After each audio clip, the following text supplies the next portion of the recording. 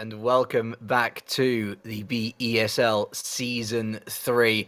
Hi, I'm back again. Nice to have you with us in what is the final couple of weeks now before we head off to LAN.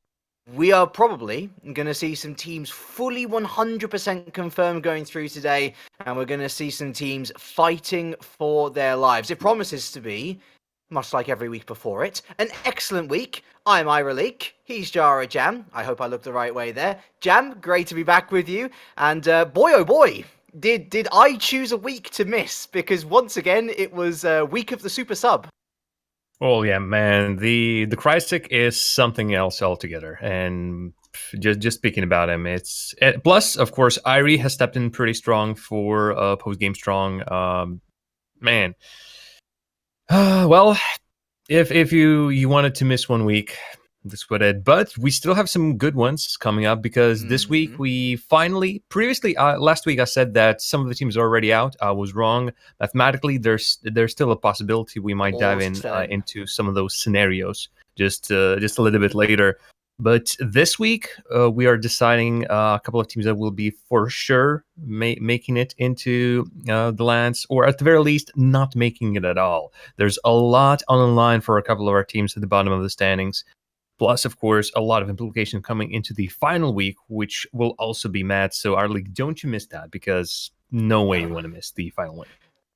I want to pick up on a Nihilistic Penguin as well. What a performance from him. But let's focus on the events of today, shall we? And actually, I think our order today is really nice, because in our first half of the broadcast, we have the potential for two teams to be going through to LAN confirmed. Professional Ball Chasers, White, they go up against Ram Ranch and Post Game Strong, respectively.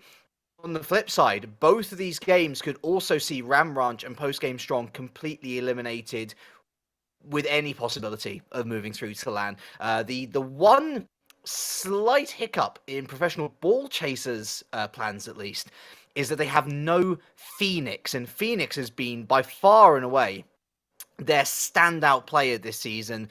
Yes, they are a very good team overall, but their sub, Trex the Norwegian, stepping in for this round. How's that going to affect things? We're going to find out. Then we have our third game, Spectre versus Mind Games. So Spectre going to be able to continue their charge up the order of things, because Backflip Boys, they stumbled last week, and they are going to be our final game of the week up against Mind Games eSports. So again, Mind Games, having two games this week, potentially could find themselves out with any chance of qualifying for LAN themselves. And so it really focuses in on Spectre and the Backflip Boys as to who can ultimately pick up that final LAN spot. Because with Scavenge breathing down their necks, Jam, no one has a chance to let up for even a second. Yeah, there are chances for some crazy scenarios. For example, one of the top teams might not even make it to the LAN. If either Professional Ball Chasers or the WeIte go 4-3, and a couple of the other teams, there are potential for 5 teams to go 4-3, and then it goes into the game win-loss ratios. So that could be calculated through a range here and there. Alternatively, we do know for a fact that at least one of the teams, either Professional Ball Chasers or WeIte, will go to the LAN by the virtue of, even if they lose every single game remaining, one of these teams will win their games, because Professional Ball Chasers and WeIte will be playing during the last week. I think there's still a week to go until that. We've already decided this will be the match of the week. The cream of the crop, the two Titans will be fighting against each other. But there's also a different possibility. I believe there's a chance of at least, let me quickly see. Not the full 6. I don't think that's not the full brunt, but I think there's a chance for 5 teams to go 3 and 4, which would make a fight for that final LAN spot heat up the whole thing significantly. But that's a big if. There's a lot of cards that need to fall the right place. A lot of miracles need to happen. And really, our very first game today will be exactly that, because Ram Ranch, despite winning their last week matchup versus the post-game strong, finally they came up strong with Grumpy now joining the team for a second week, but still sort of finally playing proper.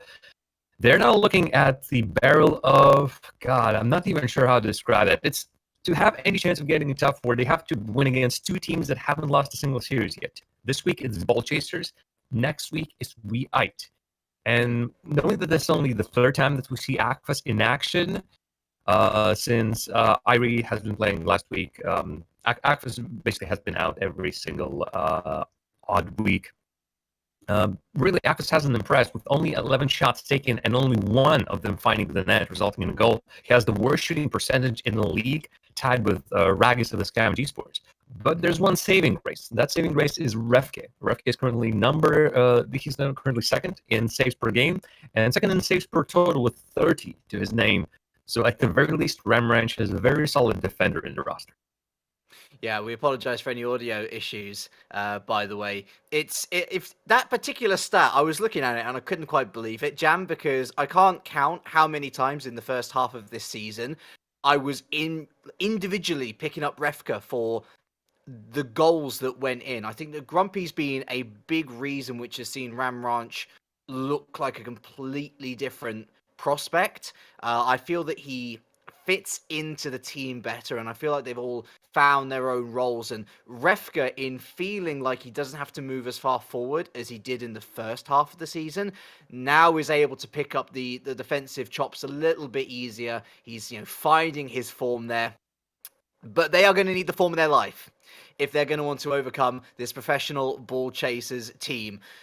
Reminder, no Phoenix, and so we're talking one of the top assisters in the league. We're talking about one of the most creative threats in the league. Instead, they've got Trex, but that isn't to say that he's not going to put up a fight himself. It's professional Ball Chasers in the blue, and it is going to be Ramranch in the orange as we get kicked off on this best of 5 as per usual. And already Why Not Party getting the party started with an attempt on goal. A reminder, if you're new here to the BESL Rocket League scene, we have these best of 5 scenarios. So the first one to win 3 games out of this series is the one that various tie positions at the end of each individual game. We go to overtime where it becomes a golden goal scenario. Apart from that, let's enjoy the fun, and so far it is professional Ball Chasers showing no sign, at least initially, of not having Phoenix. Refka, who we were just talking about, not feeling the need to work up a sweat in attack as much, not feeling the need to worry as much in defense. Jam, he's got our first goal of the day. I said Akfas needed to step up, and boy, he found the ball in front of his net after Why Not Party just passes the ball in the center of the field, and the pressure from Ramranch allowed them to strike their opposition on the counterattack. Wow. If someone would have told me that this is how this game is going to start, I would not believe them. But this is how so far it's going. Trex will beat Akfas. Still not a net. Will be finished by Why Not Party. Now Ramranch not being able to return into their net quickly. Look at those quick passing plays. Trex even manages to get the ball out of the surrounding players and flip it just enough to beat the last defender, as Ramranch were unable to bring the ball out of the net. In that situation, it's almost impossible, especially with more players barreling your own net. That looks like a sub who's been playing with his team and practicing in the scrims. Upfield from, I think that was Trex, and Why Not Party is met at the ball by Akfas. It is a non-stop assault currently from this professional Ball Chasers team, really throwing down the gauntlet after the same was very much done from Ramranch, quick out the gates. But are they going to be able to survive the full 5 minutes with that same sort of pace? Grumpy, it's Trex who beats into the ball into the far corner. Here comes Why Not Party now, throws a shot towards net, and Refka puts that one off to the side. Is KK on target, and KK in the space of a minute has just re-established that dominance that we were expecting from professional Ball Chasers. Just a couple of mistakes from Ramranch. The initial clear by Refke wasn't really clear. He killed the ball in the orange half, allowing Pro Ball Chasers to come in. And with Grumpy trying to get to the ball as quickly as possible, a tiny mistake in the control. KK stops his own goal. Professional Ball Chaser, we still get one on board. Why Not Party continues to rotate in and being that player who just follows up on anything that's happening. But Ramranch quickly were dismantled after that first goal was scored. Professional Ball Chasers, even before that, were pressuring them. Ramranch were able to strike on a counterattack. Right now, there isn't even a chance on the counterattack. Professional Ball Chasers finish up the job before Ramranch even have a chance to respond. How generous from KK was that? He's just, there you go, he's helped Why Not Party, and now he's helped himself. This is very quickly starting to become, Jam, a seriously demoralizing situation for Ram Ranch. 4-1, not even reached half-time. Professional ball chasers are running riot. It seems like the defense of Ram Ranch is similar to a Swiss cheese so far. Oh! And KK, really, it's him mostly toying with the Ram Ranch. One party scored 2, but both of these goals were off someone's attack. It's really all KK on a field just running circles around the defense. And Ram Ranch, straight off the kickoff, they think they can sort of get their mind into it, and then immediately it's just not going their way. I feel for Ram Ranch, and I know in this game number 1. If we keep going at this rate, it's going to become a cricket score. Why not Party? Had Agfus. Oh my god! My the goodness. Puppet Master, surely! Oh god, we saw Phoenix last week really toy with the defense. I think that was Phoenix. Feel free to correct me, KP. But man, this was something else. Not 1, but 2 with the same move. There's so many axles right now lying on the field being broken. And Ram Ranch, the hearts of that team and the hearts of their fans are being broken as well. Great chance for a counterattack, perhaps. It has been a while since we've seen him Refke. Refke is aimed at the net, and that's exactly what he's getting. A little bit of aggression, and this time professional ball chasers weren't able to get into the net or at the net of Ram Ranch as quickly. So Ram Ranch finally got their first chance in a while, the second chance really of this game, counting all together, and they got their second goal. That was a big mistake in defense. I feel like Ram Ranch, I was going to suggest that they might need counseling after this match, but honestly, it does show that they've still got fight in them. Maybe we're not giving professional ball chasers enough credit, and I mean, especially after a goal of that quality, Jam. This looks like a team who knows that they can secure their land place today. Grumpy throwing one on target, KK an easy save. Here comes Trex. Again, Trex making a mistake in defense, allows Refka possession, although a little bit of a heavy touch sees that battered away by Why Not Party. Trex again looking to get that one away. Finally, it's a decent one upfield, and KK trying to hook his car around there, get another one on target, fails to. We've got 2 minutes left, and though the score is 6-2, though Ram Ranch are still showing a couple of signs of life here, you cannot put past what professional ball chasers are doing here today, Jam. They look absolutely sensational. Nah, this is fitting the team that's currently sitting at the top of the leaderboard. Still haven't lost a single game in their series. Obviously, no series lost either. A perfect 4-0 result. So they are up there. And now, really, we had Weight, we had Professional Ball Chasers. Professional Ball Chasers were sort of slow to start in the league based on the fact that they haven't played for a while. So we haven't seen that much of them for quite a while. Now we know that they have quality. Even today, without Phoenix, who is number 1, I believe that is in goals scored, and shooting percentage, basically. More than half of Phoenix's shots ended up as goals, which is crazy. Nobody in the league has that stat line. And yet, even without Phoenix, right now they're feeling just right when at party and KK stepping up to the plate. Yeah, a super important player, but as much as Trex is making these little errors in defense, he is more than making up for it with, again, just the synergy that he's showing with his teammates in attack. You don't really need to worry about defense too much when you've got such a lethal attack as this one. And as if on cue, Trex gets one for himself. 7-2 the scoreline.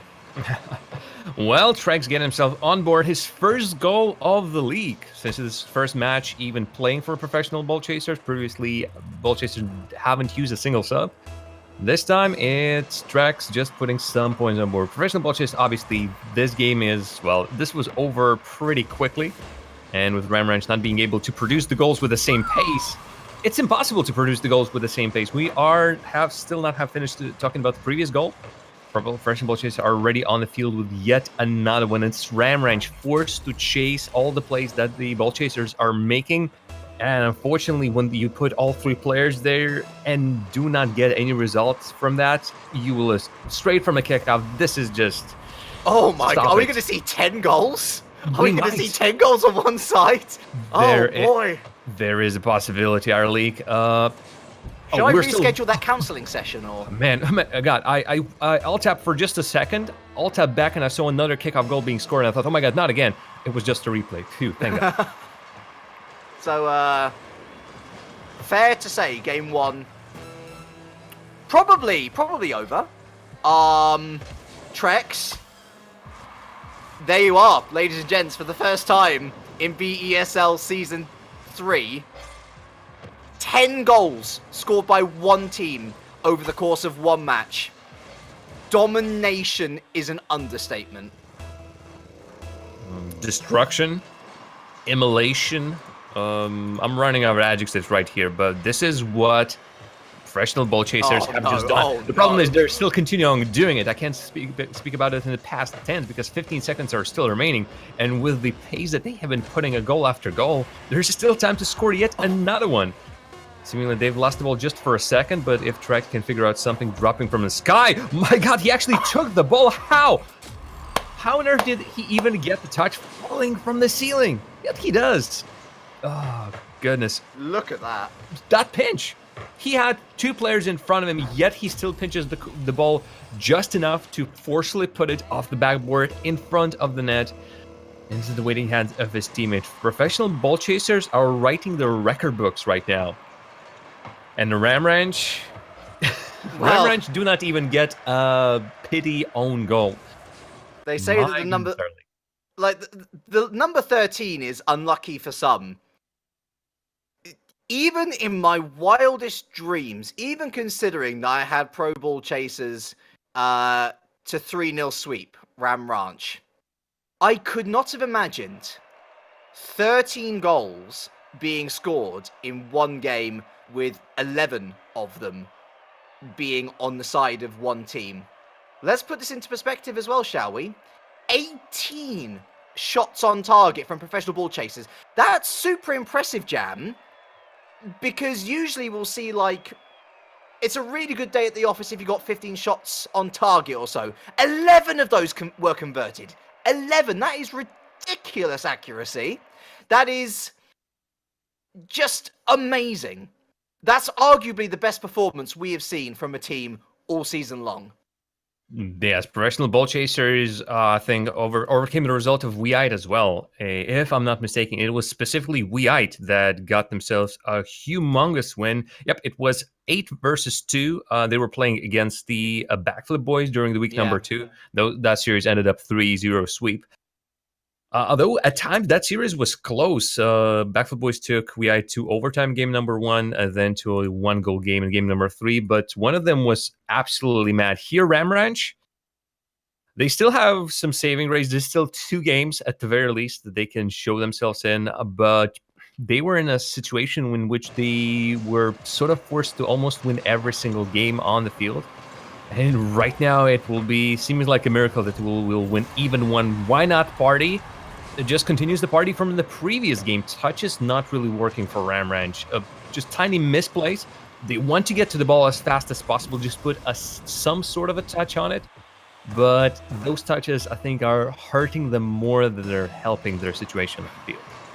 Professional ball chasers going for the tactical nuke at this point. Can they reach 25 goals? I also noticed that Refka's switched to the Artemis, not doing them much good whatsoever, because it's as if game 1 didn't end. Here comes KK getting it past Refka. Grumpy standing strong there in the defense. Trex stops it at the midpoint, and such is his confidence, such is the cheek, that he decided to control it backwards, and it almost led to another goal. KK off the crossbar. Trex just goes wide, although I think he was deflected by one of the defenders on the side of Ram Ranch, and they cannot get out of their own half. Akba's taking KK out. Finally, the ball over the top of everyone from Grumpy, but the rotations are strong enough to survive on the side of professional ball chasers.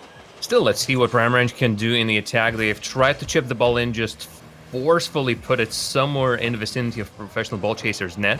And right now, those strong clears are actually working. Refka was ready for that. If Grumpy can make a connection, yes, he will. And Ram Ranch find themselves a tying goal. They started the scoring in the previous game.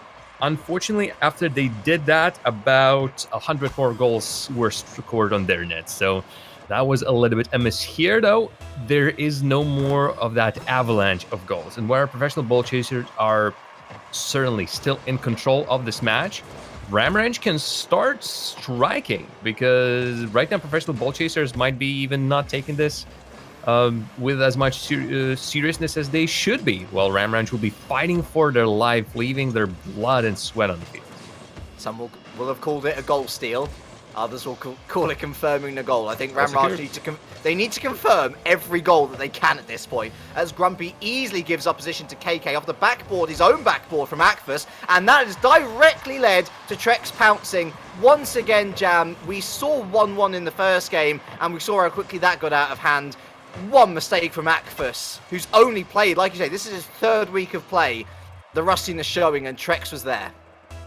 It would have helped if Refke could have assisted Akfus in getting that ball in. Speaking of Refke, losing the ball on a breakaway. Feels bad. Still, man, when you all of a sudden lose that chance, it is feeling bad. And I feel for Refke right now. Currently really trying to lead his team. Grumpy obviously has that secured goal from Refke's clear. But man, it's just not working out. And Ramranch, well, still not losing too badly, still getting their opportunities, but they really need to fix their mistakes. Trex again! He is just a Spider-Man today, dropping from a ceiling, doing all these amazing touches.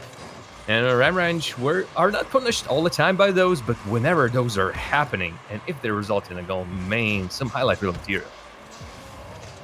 Some of the plays are ridiculous. I mean, to be fair, it's confidence breeds confidence scenario, isn't it, Jam? Because these guys feel that they can do these fanciful shots because of moments like this. The defense just opens up because two defenders commit, and Trex has the second of the game.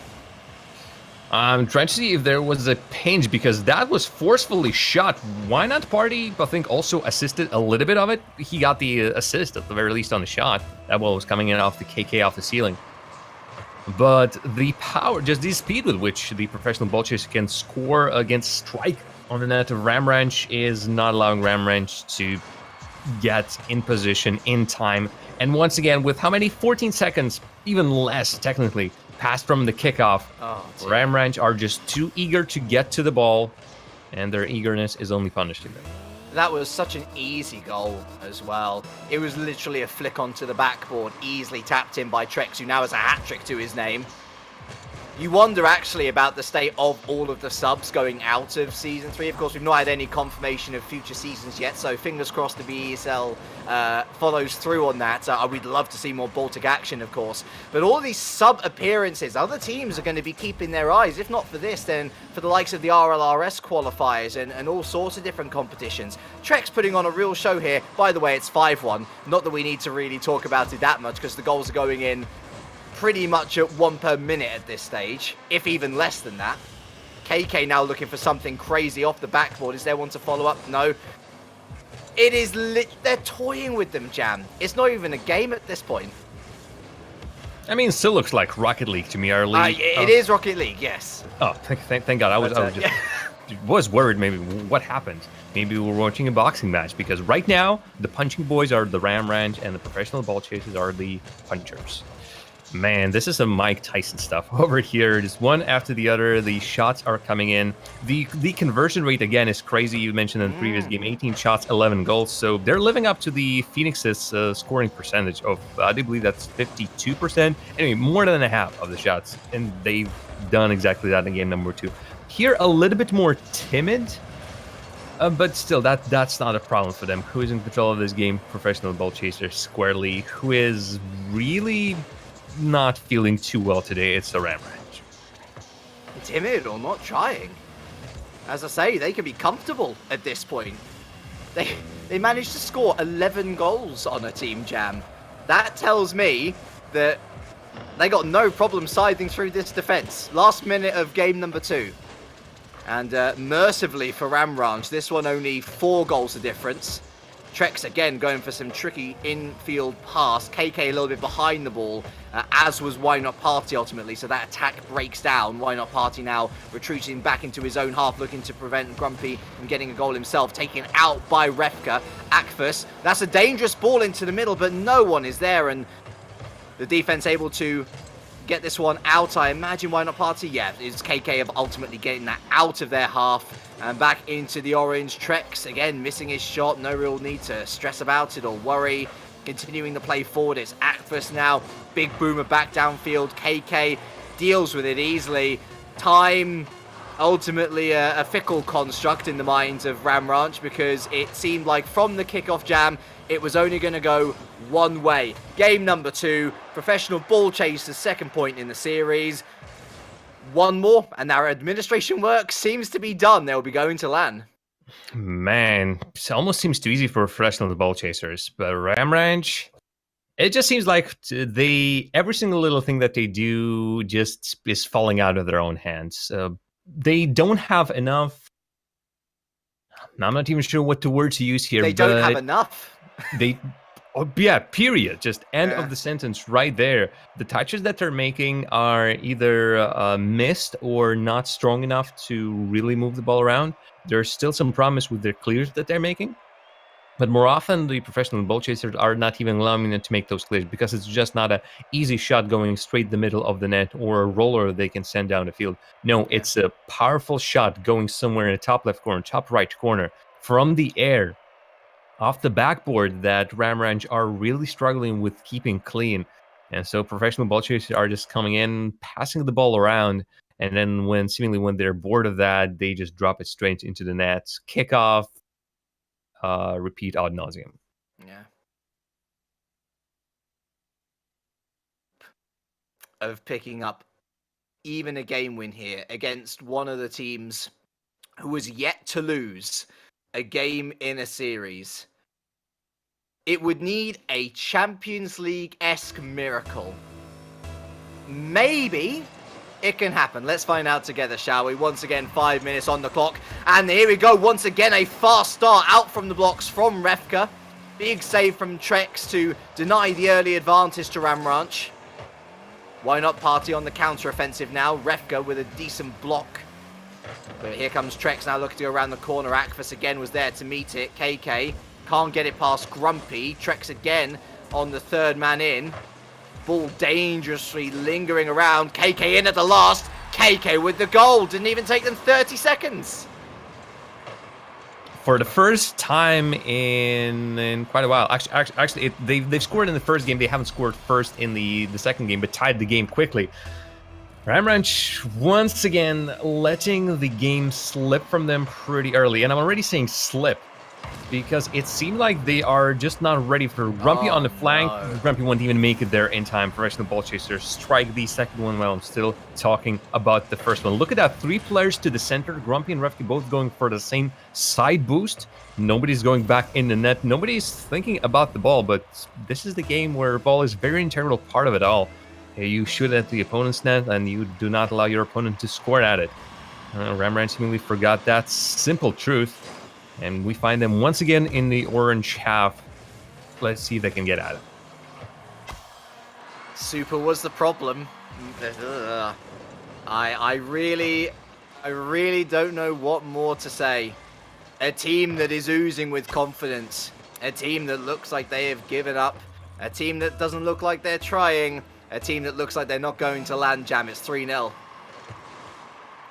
Yeah, 3-0 will seemingly be the result of the series for professional ball chasers. For Ram Ranch, it is a double tap from Trex. I was feeling like, despite Phoenix not being here and Trex really taking... Look at that! What lovely. more can you say? Well, just really praises for Trex. Phoenix was a pretty integral part for ball chasers, scoring all the way around, but Trex was the best kept secret almost in the whole league. He is, can be considered even a much better player than the rest of professional ball chasers. They're just been keeping him for this special occasion. And man, he's really showing up after, again, being a little bit slow in the game number 1, really things not clicking enough, but then he blossomed into beautiful Norwegian Rocket League player, and right now is just scoring some buttes. I know it's not Christmas, but he was walking through the air, and by the second jam, it looks to me like professional ball chasers are going to be walking, strolling into LAN. Another goal from KK. Strength in depth. What a squad. Man, well, I'll be just happy to see these buddies, folks just battle it out during the LAN, because when the time will come for them to play against the strongest teams, man, might be a slaughter in a good way. None of the slaughter is currently happening. Right now, it's almost getting ugly. Another late challenge, not on target this time for professional ball chasers, but you know exactly who they're sieging. More often than not, when the Ram Ranch are attacking, it's only one player up front. It's Refke. Refke is currently really trying to carry Ram Ranch on his shoulders. His mindset is allowing his team to get through, or at least he's chasing the shots that his team is putting on. No one else from the side of Ram Ranch really. Grumpy has scored in the previous game off a goal secured, but it was one tiny blip, as professional ball chasers just easily add yet another one, playing keep you happy with the ball. That angle, though. I mean, again, I have to reiterate, as much as you can, you know, psychoanalyze this Ram Ranch squad, as much as you can say, oh, they're absolutely terrible, let's give praise to professional ball chasers here. Some of the plays that they are pulling off here are RLRS level. They are completely and utterly dominating in every sense of the fashion, so much so that they're confident enough to do back passes along their back line, and I feel like that is indicative of a team who knows how this game is played down to the finest mechanics. They are a genuine threat to a lot of teams which I've seen play in my time as a caster and as a spectator of Rocket League eSports. Giving them a massive eulogy now, I realise, with 2 minutes left to go, it could all still change, Jam. But, you know, let's sing their praises as much as, you know, speak of the horrors that is the Ram Ranch defense. Speaking of, there's goal number 7. May we just take some time out of our busy day to praise what Trex has just done. That was a flip reset. He didn't get it on target, but he brought the ball just deep enough to get it through. Flip reset, for those of you who are not familiar with the Rocket League mechanics, is an ability to touch a surface after expending one of your jumps to get your jump back. And that is high level, and that's what Trex is currently bringing to the side of professional ball chasers. High level play. He is still on the horse for the game number 3. And professional ball chasers will be only happy to see him play for their squad in this week. Into the corner, and it's going to be KK with a missed touch, actually a rare missed touch, which means that possession is handed straight back to Ram Ranch. Trex might, for a sub especially, he might be one of the most gifted players in the air, which I've seen outside of the RLCS and RLRS. Akfus with a big save there, denying the aforementioned Trex. Back into the centre from KK. And no one able to touch it off the backboard. Why Not Party almost finds Trex, if not for a crucial interception by Refka. Why Not Party now coming round the corner. A minute left for Ram Ranch's misery to come to an end. The light at the end of the tunnel is simply leaving the lobby at this point. And the ball just allowed to end up in the blue half. Why Not Party just picking up possession comfortably. A miss from Refka on what would have been an open net. KK almost gets it on target past Grumpy, who's in no man's land. Trex back into the centre. Why Not Party goes wide. Trex back to KK. Situational awareness, Jam, is second to none. I've spent the last minute on Trex cam. Okay. I'm just watching Trex play, and I am excited. You mentioned aerial plays, how skilled he is in the air. He absolutely is. The touches that he's making, as Grumpy scores a consolation goal for the Ram Ranch, but what Trex is doing in the air is almost looking effortless. Those touches are sort of honed to a millimeter. Everything that he does has a purpose. Those touches are just pristine, and man, I'm loving that they finally saw Trex on the field. That was Why Not Party going for the Brazil, and that was the Brazil instantly denied by a kickoff goal. One more, we get the tactical nuke, Jam. 10 seconds. Oh, man. Brings back the good old days. I'm trying to remember if I ever had a tactical nuke myself. Was it 5-1 or 6-1 in the second game? 5-1, right? 5-1, indeed. Yeah, okay, so it is one more goal that we need. And you know what? I wouldn't put it past him. Trex on the ground. We'll be following it, especially with Refke keeping up in the air. They can still keep this one alive. Refke, just not enough. Man, you just angrily throw your controller against the wall when you just are one kill away from a tactical nuke. Call of Duty things, folks. Well, If I was going to you're say, not like, getting references. if you don't get the reference, by the way, professional ball chasers, they're into LAN, absolutely wiping the floor with Ram Ranch. 24 goals scored across 3 games. For those of you who don't do quick maths, that is an average, Jam, of over 7 goals a game. Yikes. My mind is blown. The net of Ram Wrench is also absolutely blown. They're like holes in netting. I'm pretty sure. Yeah. That's how many goals were scored on the net Ram Wrench. And even in this game, they are scoring more than half of their shots that they're taking. Yeah. 15 shots, 8 goals. Professional ball chasers just looking as if there's nothing stopping them. There is a chance they might be stopped. They will be playing against Mind Games eSport and We8 in the final week 7. While the Ram Ranch, well, they are playing against We8, and man, I do not envy them. Still, they can get a great chance to at least, I don't know, get some consolation, win a game against We8. But unfortunately, it's mathematically impossible for Ram Ranch to now qualify for LAN. And it saddens me to say it, but and they have their ups definitely. Unfortunately, have been a lot of downs as well. Losing Super at roughly midpoint of the season definitely didn't help them. And their calendar for the rest of the season was just not looking favorable for this team.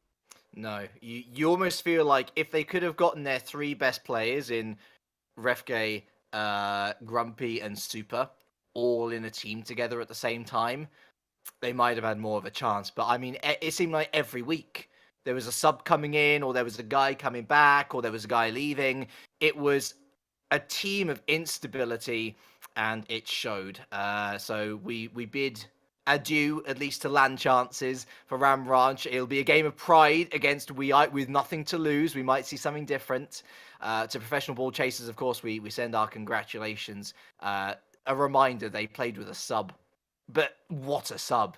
I mean, Trex could easily slot into any team in this league, Jam, and he'd be a star. Yeah, I'm currently looking to see whether Trex has really been on the scene. Not really. He has been. I'm just going through their games, and I see them basically play in almost nothing. Trex doesn't play it competitively that much. Last big tournament that I've seen him on is, of course, this one, Baltic eSports League, as big as it gets, and then playing with Mitz and Theodore in the Ballistics Brawl. Other than that, he has been keeping quiet. But man, seemingly he really needs to step on the scene. I will be contacting him later on actually to just talk about. Man, just sign him up, get him on board now. Yeah, I mean there's an Australian organization called Jam Gaming. I love them just for their name. Yes. It means just a minute gaming, but I do not care that it's an abbreviation. I just love them as Jam Gaming. Maybe I can get a European branch of Jam Gaming going on, or maybe that's too. I'm being just incredibly unhumble with that name. You know what? This is future plans. I like future plans, but let's think a little more short term, of course, as we enter into series number 2. And we have a very similar scenario to series number 1, where we have We8. If they win this series, Jam, they're going to LAN. On the flip side, you got post-game strong. If they lose this series, they are out with any contention of getting to LAN. We8 with their full roster. It is an incredibly formidable roster. We know them already. Chuvas, Minfipai, and Spring. The 3 of them as good as each other in all departments of the field. Post-game strong. We've seen some snippets of something excellent. Of course, we named Arceus one of our players of the week. I think it was week number 2, if I remember correctly. Yes. Just for how amazing his shooting accuracy was, a real offensive threat. But the last couple of weeks have just fallen apart at the seams. And if there was ever a last chance saloon, then this is it. And maybe they'll be hoping that We8 a little bit nervous after seeing what professional ball chasers just showed us, what they just showed to the class, and kind of wiped the floor with anything else that we've seen before. Man, even I'm scared of professional ball chasers right now, and I'm not even playing in this league. I have no horse in this race, no team on the field, and yet, my God, they just took a team, they steamrolled over it. Like in Who Killed Roger Rabbit, or rather, no, not Who Killed Roger Rabbit, Who Framed Roger Rabbit. Who framed Roger Rabbit? Yeah. Who Killed Roger Rabbit is a 18+ remake. Very bloody, very bloody. But really, they just took the team, drove something really heavy over it, and bam, that was the result. Ramrange down with, so it was 24 goals scored against them in the end, right? Yes, 24. Indeed. Well, for Post Game Strong, they have lost to Ramrange last week, so they are not feeling great as well. They are basically our one-hit wonder after their week 2 victory against the Mind Games, after which I thought, man, finally, we were wrong about the Post Game Strong all this time. Yeah, man, they can really play. Yes, it's looking a little bit maybe not as perfect as the other teams, but wow, the passing plays that they were showing were just almost too perfect for their team. But they are now in similar situations as Ramrange. They need to win the 2 of the remaining games. One of them today is against Weite. The second one is against Cavendish eSports during week number 7. And knowing that both you and Craftman were just comparing Weite to the European bubble team since week number 1, it doesn't bode well for Post Game Strong. Weite right now are basically only second by the virtue of dropping 1 extra game in their previously spotless season. They were a little bit lethargic last week, I felt, against Spectre. They still got the win, but the previously impenetrable armor that they had just started showing cracks. So I feel like the other teams can start using them. They will be playing against Post Game Strong, Ramrange, and Professional Ball Chasers, the big ones. So, Weite might be the team that might drop some of those games, but man, if you just look at the team, Weite, all of the Weite players are sitting snugly at the top of the points leaderboard. Every single one of the players has 31 points each. Different goal and assist ratio, and still, Chuvas is number 1 in goals. He has 20. So, I mean, on paper, with all the numbers, Weite are here. You don't even see it on the screen right now. They're up there, so very far away. But to quote, there you go. I've not put my teeth in. To quote the great Mega Shogun, this is Rocket League, and much like football, much like motor racing, much like many things which this game shares in common with real life scenarios, anything can happen, and you never know. Perhaps week by week, these teams have been chipping at that armor, and maybe this is finally the one where we can get a sword wound through the heart and maybe see a slip up. Who knows? I need to double check. Are our teams in? No, neither of our teams are in. So we've got a little bit more time to talk, I guess. And I need reminding, because as much as I liked Nihilistic Penguin, this was a week ago when I rewatched the highlights. Didn't he play for Ram Ranch that week? Yes, indeed. Nihilistic Penguin, or Irie, which was the more common, I suppose, nickname for that player, was substituting for Ram Ranch versus the Post Game Strong. And really, it was, I think Craftman has decided to choose Irie as his most valuable player of the week. I still stuck with, I stuck with Kryzik just on the basis of Kryzik's sort of effort for the Spectre being that much more important right now for the side, for his side. But now without really, like with Akfas and without Irie, Post Game Strong didn't we'll see what will happen. Rukava, Arceus, Dipsy, and Chuvas and Minfipai and Spring on the other side of the field have actually one thing in common, despite how they're currently looking in the season leaderboard. Those are the 2 remaining teams that throughout the duration of the season have yet to use a sub. Really, neither of these teams even have a registered sub. They've been playing with their OG squads throughout, but number 2 team versus number 8 team right now, things might be looking a little bit tough for Post Game Strong, but they've surprised us once. After we didn't expect much of them in week number 2, they might surprise us again, especially if Chuvas, Minfipai, and Spring are performing even worse than last week. We're just waiting on Post Game Strong now. In fact, we're just waiting on Arceus, and there he is. And I think it is time to stop the talking and to to stop the talking and continue the talking. That's your job, James. Don't worry about it. Oh, real name drop. Goodness me. You know it's serious when I'm talking to myself in that tone. Right, let's get this thing started, shall we? It is Weite in the orange and it is in the blue. Post-game strong. Last chance saloon for the team in blue. And, of course, Weite, a reminder, if they win this series, they are heading to LAN in HyperTown, which, of course, a reminder, get your tickets for June 1st to 2nd. Seems like Weite Riga. Minfipai has scored within the first 15 seconds. Why not score? Why not start the game pretty quickly? Just make your intentions known. No mixed signals, no nothing. No, Weite want to go to LAN. Chances are they've already booked their tickets. They're so confident they're gonna get this one in the bag. And post-game strong, unable to return quickly to the defense, really thrown their players all over the field trying to challenge the shots of Weite. Weite just calmly sitting in front of the net, taking a shot after shot. It's hashtag Vault for LAN, of course. Spring. No, that's with a B. With a B. Heku's going to kill me. I know she is. Minfipai, meanwhile, is absolutely killing this game. That's 2 goals in the space of almost 30 seconds. Look at how well Spring reads that bounce off the wall. Dipsy didn't consider ball dropping a little bit away. He was waiting for a drop straight down. Spring immediately saw where the ball is going to drop, made a touch on it, and passed it straight in the vicinity of Minfipai to put it on target. Post-game strong are suffering the Ram Range blues, despite this being a completely different set of the teams, as Weite just tighten up the screws of pressure. Yeah, it's excellent closing down. They're not even allowing them to get out of their own half at the moment, and Spring missing his touch there. Minfipai, though, almost getting the cheekiest of goals. Chuvas there, the third man in, basically reaching the ball before anyone else. 3 goals, less than a minute. Not looking great for post-game strong. Oof, Ruka missing his challenge on the wall, really opening the defensive post-game strong. They've already expended 1 player on the flank. And Weite, again, just calmly, they are approaching the attack with pretty much the same plan. They have set roles for their players. There's someone who's leading the ball. There is a second player awaiting a pass or rebound in the center. There's always a cleanup player. And just with those 3 players, no need for a second rotation through. They are getting the results against post-game strong.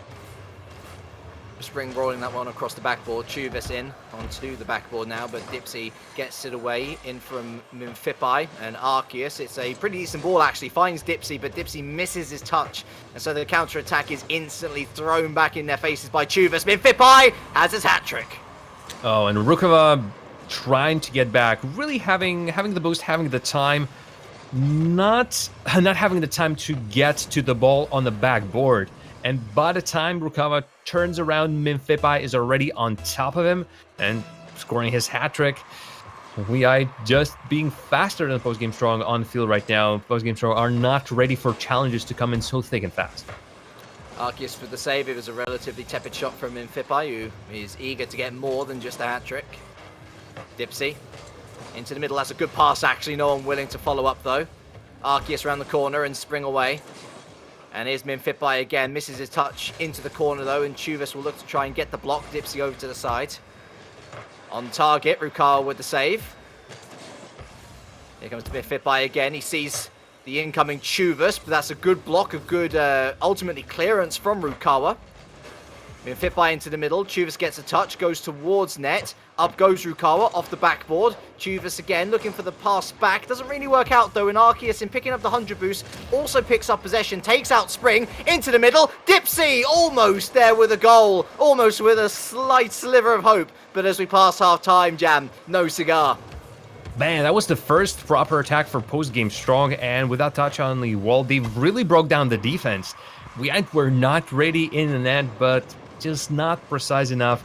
And on the other side of the field, it breaks down quickly. Another set of missed touches. Another approach by Weite, which is patient, which is no risks taken, no necessary attacks, approaches to the ball. No, they're just waiting for it, and bam, they get results done. They know that the post-game strong will make a mistake, and that actually stings just a little bit, knowing that your opponent is just using your tiny little problems here and there.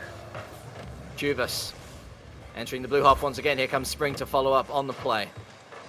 Chuvas, Spring remaining up there, gets it over Dipsy, sold him for $1, and Rukawa was thankfully back in town to be able to bail out his teammates. It's an open net. I was so surprised that it was left wide open that I didn't quite believe what was happening. 6-0. I mean, what do you mean open it? What do you mean Spring just lives up to his name and springs out of nowhere? Oh, that's WeIte. That's how they play. That's how post-game strong are not able to quickly assess the situation on the field. Well, WeIte are... Was that a pre-jump? I'm not even sure, but WeIte moved the ball around with a blistering pace on the field, having post-game strong, just leaving them in the dust, really. Juvas, again, it's been non-stop, one-way traffic. Minfipai off the crossbar, Spring off the crossbar, Juvas off the crossbar, and he finally gets it in at the 4th time of asking. 7-0. Indeed, crossbar, and then a little bit more of the crossbar just to put it on top of it. WeIte technically still have time to score 4 more goals to make it 11-0. And unlike the series of professional ball chasers versus the Ram Ranch, it doesn't seem like the post-game strong right now have a player that is able to try and carry their squad just like Refke was trying to do. And that is looking problematic. RTS Rukava and Dipsy, they have some great ideas. RTS Rukava previously were really great with passing in between each other, but it seems like they really don't have that power player, a star player who really get them through. Instead is just the same old story. Seems like the plate is skipping just a little bit. The vinyl is just going, and it just goes, WeIte, goal, WeIte, goal, WeIte, goal. 8 now for the orange side. It does feel like a beta version of WeIte, because again, no one player stands out on the WeIte squad, but whereas we're looking for heroes on this, on this post-game strong squad, we're looking for who's going to score next for WeIte. 9-0. I'm just silent. I'm just watching exactly what happens. And Rukava was not prepared for Minfipai to get a touch in the air. Minfipai looked as if for a moment he already has lost the ball. No touch was going to go, but then with enough boost, altered the way of the ball, killing, or rather completely tricking the defender. And right now more murder is happening to Rukava. All right, by this point, I feel like Rukava has let his hands down. Look at this play. Rukava makes a touch. He was just dead down. He didn't have any pace to go on further. But our league, there is a chance that the scoring record, or at least one of them, will be broken in the very next game after we have set the first one. So remember, it was 11-2, the final scoring game number 1. So I guess 11-0 would be better. Yeah, it won't be the highest scoring game. It will be the game with the highest goal difference. But it'd be the most goals scored from one team with Indeed. the less replies, of course. That too as well. So 2 records. So man, 2 records, yeah. We are just one-upping the professional ball chasers. Haven't yet, but even 10 goals scored is already qualifies for that record. So holy moly, WeIte came not to play but to chew. No, not chew ass and kick bubblegum. No, that's completely the wrong way around. But chew vas and eat bubblegum. I'm so disappointed in myself. I'm so sorry. WeIte 10-0. And what you can do, we can do better. They're going for the nuke themselves. Holy moly. No, I mean, the stat line is also completely baffles me. 10 shots by one person. Over 20 shots on target, Jam. Just come back to that. 22 shots on target. Let's not forget that. The shooting percentage a little bit lower than professional ball chaser. I mean, what's that, WeIte? Are you even trying? I don't think they are, really. But man, we are getting records after records in these 2 games. WeIte know exactly where to apply pressure in post-game strong, and really posts are not even getting into play here. With post-game strong only having 1 shot on target, even with that respectable amount of saves, is just really not working out for them. Minfipai and Chuvas dominating the post-game strong squad. Spring is just adding a couple more. Honestly, at times it almost feels like the WeIte don't even need all the 3 players on the field, and that's really throwing shade at post-game strong with we really haven't seen anything from them since the week number 2, and right now it's looking even worse. But it might get better. Who knows? Game number 2. Here we go. Fingers crossed. We'll wait and see. Dipsy. And straight down the other end. And Minfipai, the first scorer of game number 2 as well. Great passing play. We8 found themselves a play where they managed to put so much power in the shot. Despite this flying from the orange have 133 kilometers per hour means that We8 really connected with the ball, both with the pass and the shot. The more sort of the more you hit the ball with your front bumper, the more power it gets. And honestly, it seems like We8 got everything out of that play. And post-game strong, really, they didn't even expect that. Ball was not in their half, and yet, well, you know exactly what happens. Too easy. I mean, you look at this play, it's pretty simple. Minfipai, you can tell that he's going to hit the ball, but look at Arceus trying to predict the play when his team has been in such bad, woeful form. And he left his defenders in net completely helpless to that second goal in from Spring. 30 seconds into this game, and already it's looking like a repeat of game number 1. Chuvas with a save, though, from a wild shot from Dipsy. Spring picking up possession now. Arceus with a miss off the backboard. Spring doesn't really know what to do with it, and so it's a free clearance for Dipsy. Spring. It's Arceus versus Minfipai, and Arceus wins out. Chuvas stops it at the source. Dipsy on target. Hey, we got a goal! It's their first of the series. Lovely. And again, I was just sitting on the player cam watching Dipsy, and I was almost screaming at my screen, go for that ball, go for that ball. You have all the time. And the touch that Dipsy has put on it, I think the initial approach looked as if he might put it to the left. He put it forcefully to the right. Spring also found himself in the net pretty deep trying to read the play. Not sure how much boost he might have had, but for the first time in this game, We8 actually didn't have enough reaction time to get anything done, but it's back to the good old. Unfortunately, post-game strong quite often don't have the reaction time either. I feel like Rukawa could have gotten for a challenge right there, even if he wouldn't have won it. It could have still have thrown a wrench or just a spanner in the works of the We8's attack. Instead, it's a 3-1. Instead, it's a 4-1 Ira League, as I was saying, and the curse of the kickoff goals is strong with post-game strong as well. But look at Spring. Look at how far forward he was, ready to pick up that play. It's like he's psychic. It's like they're all psychic. And much like with every other game, when 2 prongs of the trident strike, the third one's going to get in there eventually because they're all part of the same weapon. One mind working as... well, 3 minds working as one, I should say. And Chuvas picks up his own second. 5-1. It is getting out of hand. I mean, we already ran out of hands in the previous game, our league, and previous series between the professional ball chasers and Ram Ranch. Here, though, we only got a fresh shipment of arms. God damn it. And post-game strong are just forcing us to spend all of that. Yes, it's not looking likely. It is slightly different set of problems that the Ram Ranch was experiencing, but one thing for sure is almost the same. Post-game strong, just like Ram Ranch, are unable to keep up Great play with their opponents. Let's put a break on that, a little bit of pause. Let's just discuss indeed how well RTS find Rukawa. Wasn't even a strong pass, but even Chuvas is saying, man, that was a great shot. That was a great pass, says Minfipai, because it was really post-game strong. All of a sudden, a god ray has come from the heavens above and said, this will be your play. If you do all the right things, and they did exactly that, you will get a goal, and We8 weren't ready. Admittedly, they're still down by 3, so still a long way to go.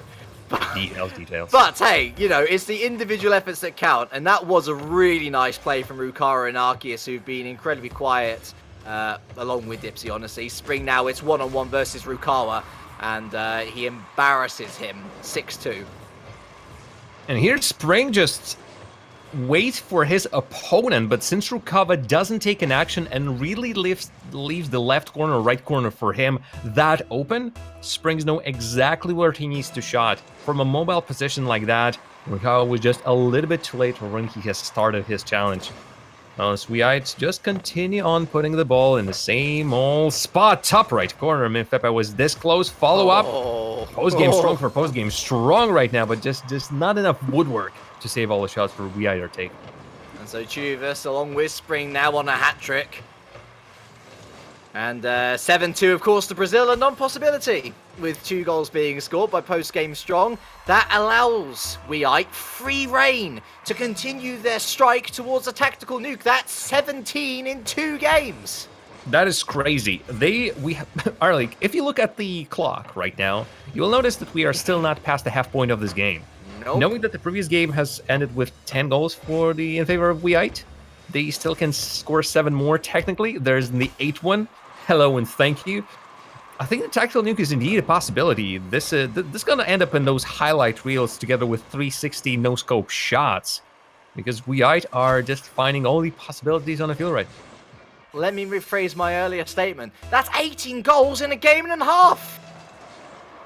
The floodgates have opened, and post-game strong haven't just forgotten where the lever is, they've broken the lever clean off. Chuvas, down from the ceiling. Rukawa does really well to meet it, and Arceus, it's a give up of possession, but at least they kind of got it away. Chuvas, back into the box. Spring, and it's a strong tackle from Rukawa. Chuvas again, towards the blue net. Arceus misses his shot, wastes a lot of boost in trying to get up there as well. Off the backboard from Spring, double commit from Chuvas and Minfipai. They can kind of afford to do that, to be fair. Rukawa going in for the wild shot of himself from the halfway mark. Goes wide, sadly, so that one comes to an end. Dipsy goes up high, on target, but Minfipai was lying in wait to make the save. And straight into the counter-attack once again. Chuvas, Minfipai, goal, 9. I was feeling like we sort of spent some time without any goals being scored, and that felt sort of weird.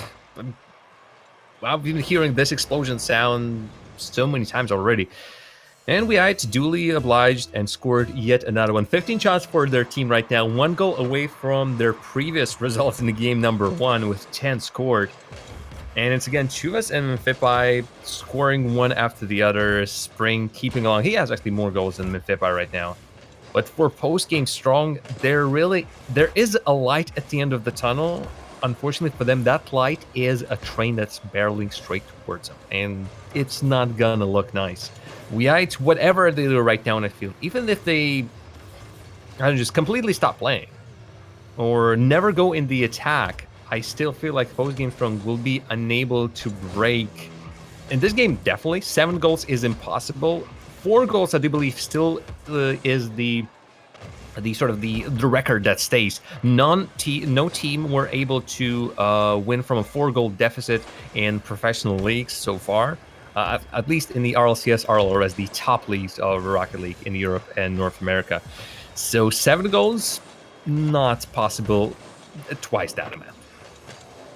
It is so scary to think that a 7-goal margin between the 2 teams is an improvement on the previous game. And yet here we are. It could get worse as well. Off the backboard, Spring sells Arceus for a full. Rukawa doesn't know what he's doing. And Minfipai kind of just rams the ball into Rukawa, who ends up with a save. Chuvas follows up his own touch. It's an open net. There's Minfipai second. And there is number 10. It is 20 in 2 games, sorry. Oh, man. It is incredible what we are currently doing. It is incredible that post-game strong is still not being able to... Well, in some cases, I understand why they're not being able to keep up with their opponents. It's a really different skill. There's no tippy-toeing around that. At some point, the speed really picks up in Rocket League, and for the rank of Grand Champions, the highest rank there is, when they're playing against, let's say, Champions, that's a league below that, you know, so sometimes it's the difference is almost as big as between those champions and, let's say, diamond players, which is, again, a league below. Hey, that's where I'm at. Yeah, oh, hello there. And I've seen this personally. I've personally played against champions, grand champions, who were just, again, running rings around me.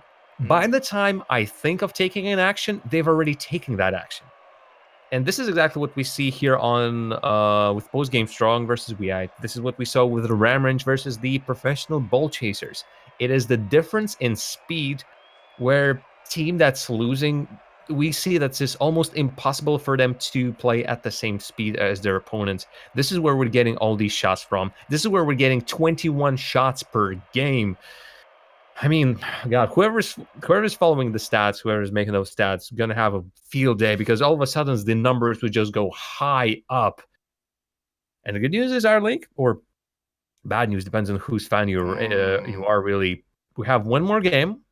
There's a possibility, a technical possibility, if the same thing repeats, we might have 30 goals. We might have another set of 18, 20 shots. And we might have WEI just setting all the possible records. I mean, that was incredible. WEI, each of them, like, what a good community they are. 7 shots on target apiece. And the market stall for goals isn't closed just yet. Game number 3. 1 game away from LAN. And up high, a battle in the air between Dipsy and Spring. Minfipai over to the side, straight onto Spring. And Rukawa was back, ready to defend the net. Minfipai prevents a shot on target. And Spring now looking to start the counter-attack. Here's Minfipai.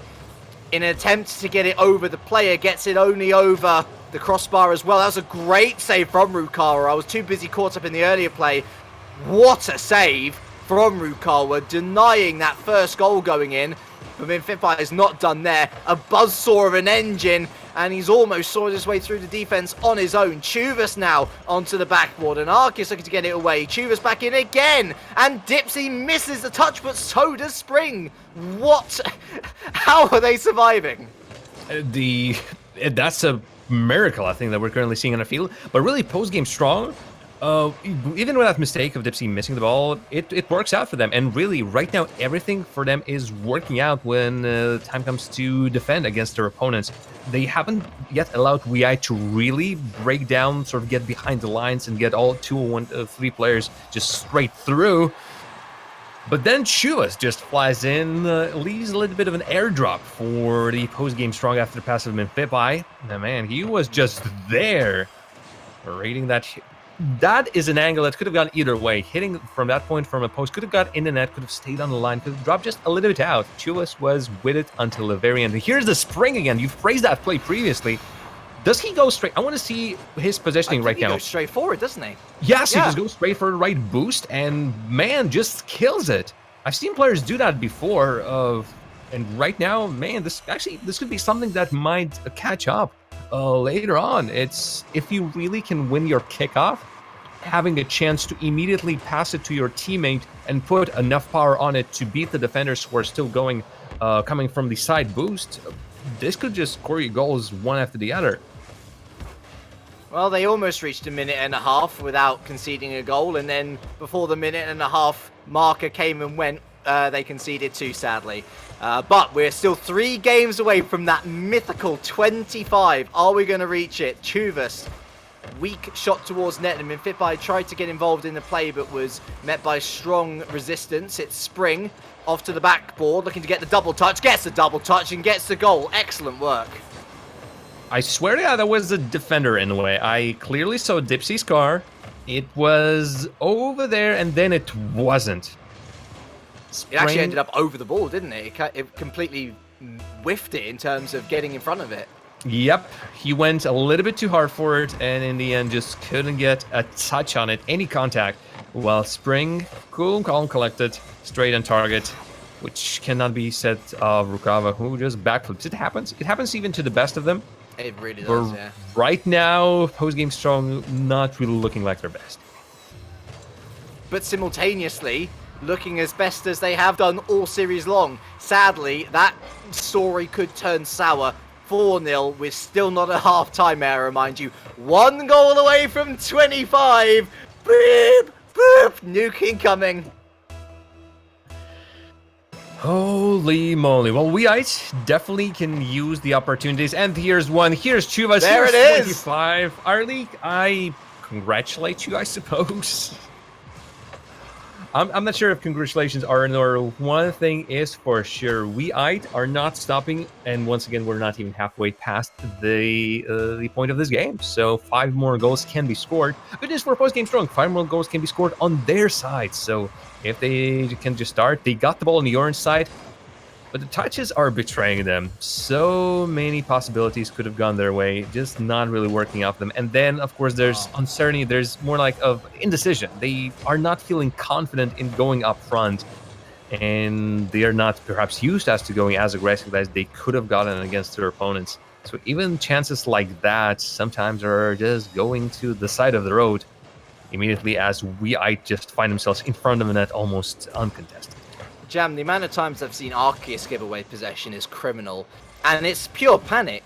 He thinks that he's got to get more pace on the ball, and so he ends up giving possession away. He's not the only culprit, of course, but it just so happens that I've been on his camera every time there's been a counter-attack, mostly because he is meant to be the focal source of a counter-attack.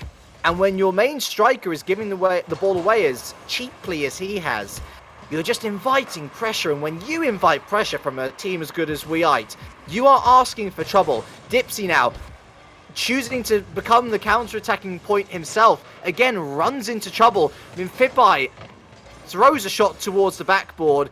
Spring was there waiting. Chuvas here on the third continues on the pressure again. It's at least better than the last couple of games where we go into the last minute with only a 5-goal deficit. But goodness me, again, post-game strong, much like Ramraj, they just want it to be over because I've lied to you, audience. It's a 6-goal deficit. Man, it's just getting worse and worse and worse. By the time you thought it can get any worse, now there's just more goals coming in. Post-game strong, looking alive just for a moment, got a couple of attacks up front. Spring once again on the flank. Was looking for yet another one. Doesn't work every single time when you can really put the ball past the opposition player on a kickoff, and quite often you can. That strategy might just bring a lot of goals up front. But post game strong, well, I don't think they really do care about that much. They might steal that strategy for themselves, shock a couple of their opposition in the games that they're playing later on, whenever that might be. They still have one more series that will be against the Scavenge eSports, so they might at least put perhaps a stop to the plans of Scavenge eSports from getting to the land themselves. But for now, 7-0, another Brazil possibility. But honestly, our league, with the way this game has been going, I'm thinking it's more of a 8-0 situation rather than 7-1. Yeah, it has just been... I mean, you've got to feel sorry for Ramranch and post-game strong at this point. Coming up against two of the class of this season where they are one series away, one game away from going to LAN. You're not going to stop them, no matter how good you are. Backflip boys have tried, and look what happened to them. And the final 10 seconds on what has been a miserable series for post-game strong. It's about to come to an end. The life support has been pulled. Better luck, we'll get them next time. WeIte are going to LAN. Over 60 shots on target. Over 25 goals scored. Ooh. Oof. That was something to behold. Our league, do we still have any goals left? Because it feels like Professional Ball Chasers and WeIte have basically used all of them.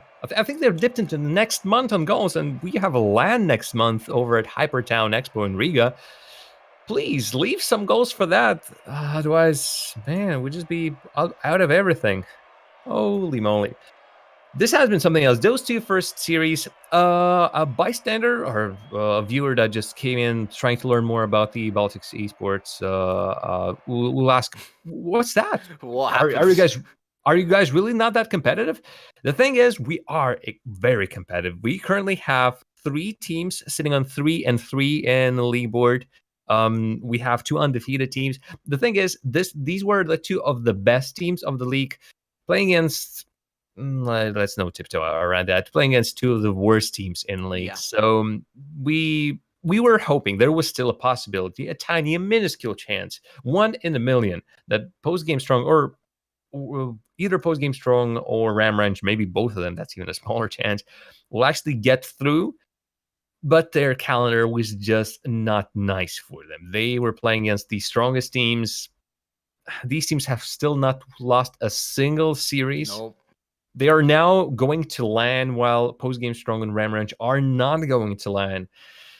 It just is, by the unfortunate way of the scheduling, it's these two teams just happen to meet at this point in time, and we just saw a gap between the 1st and 8th.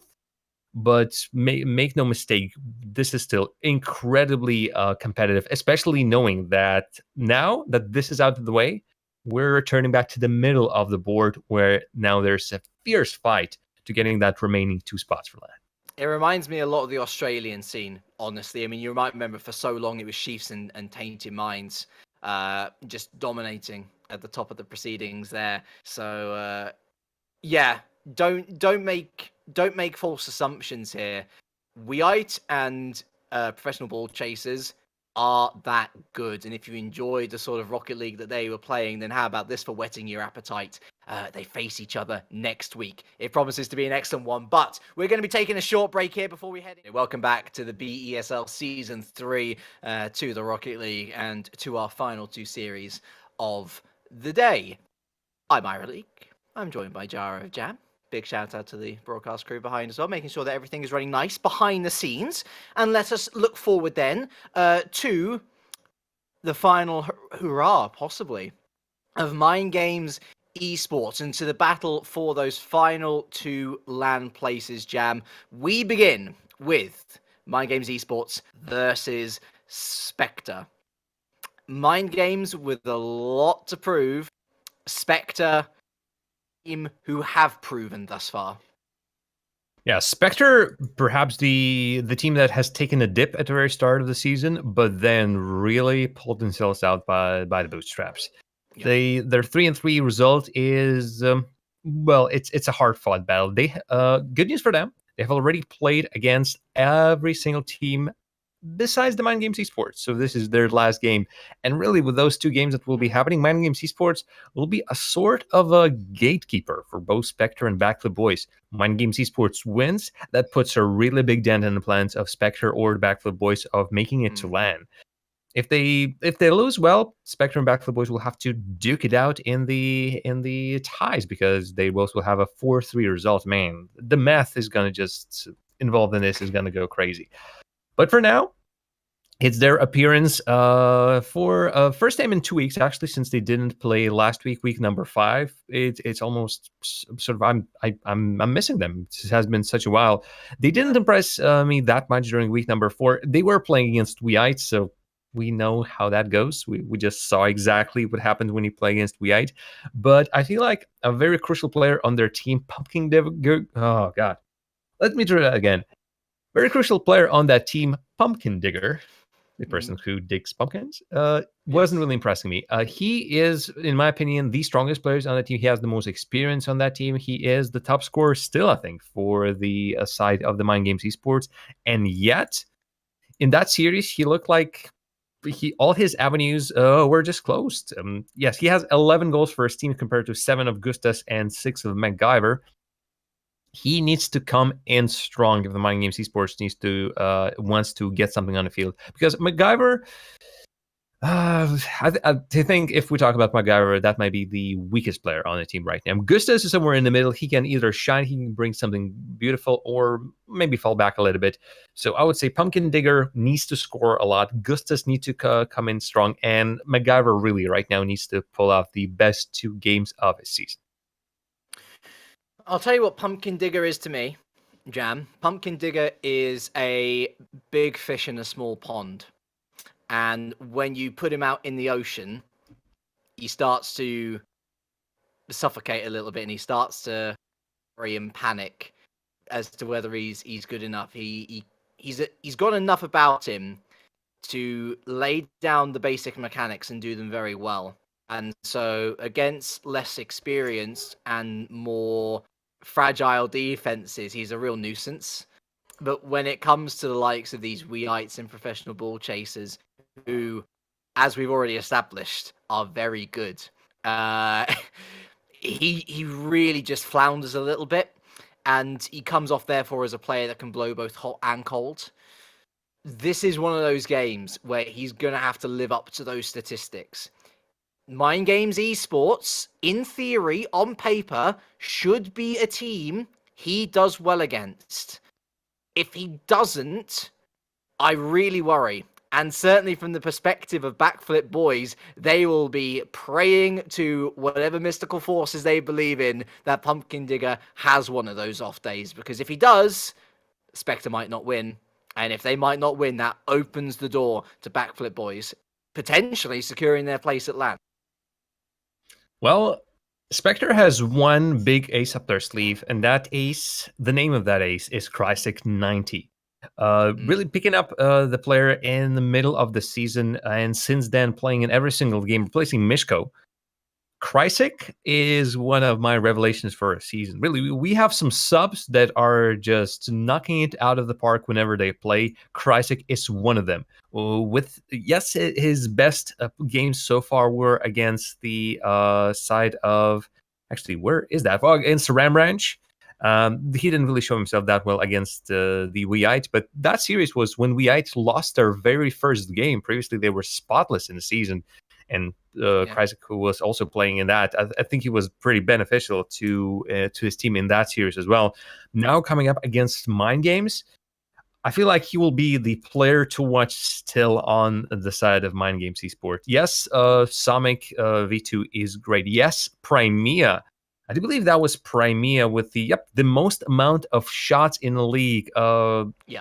This is based on the results before this week, but 62 shots for Primea. Not the best shooting percentage, but 62 shot means that Primea is constantly in the attack. And knowing how much Crysic is scoring, this correlates. Primea making shots, Samic making shots, Crysic finishing up the plays. He creates the chances, and that is what allows his team in. That's how they work, and they're going to have to work to their fullest, certainly, if they're going to want to take down the might of Mind Games eSports. Speaking of which, they're in the orange, Spectre in the blue, and Crysic certainly hoping to come up top once again. And speaking of the man, immediately, a really interesting and inventive shot off the top of the cage. Defended well, of course.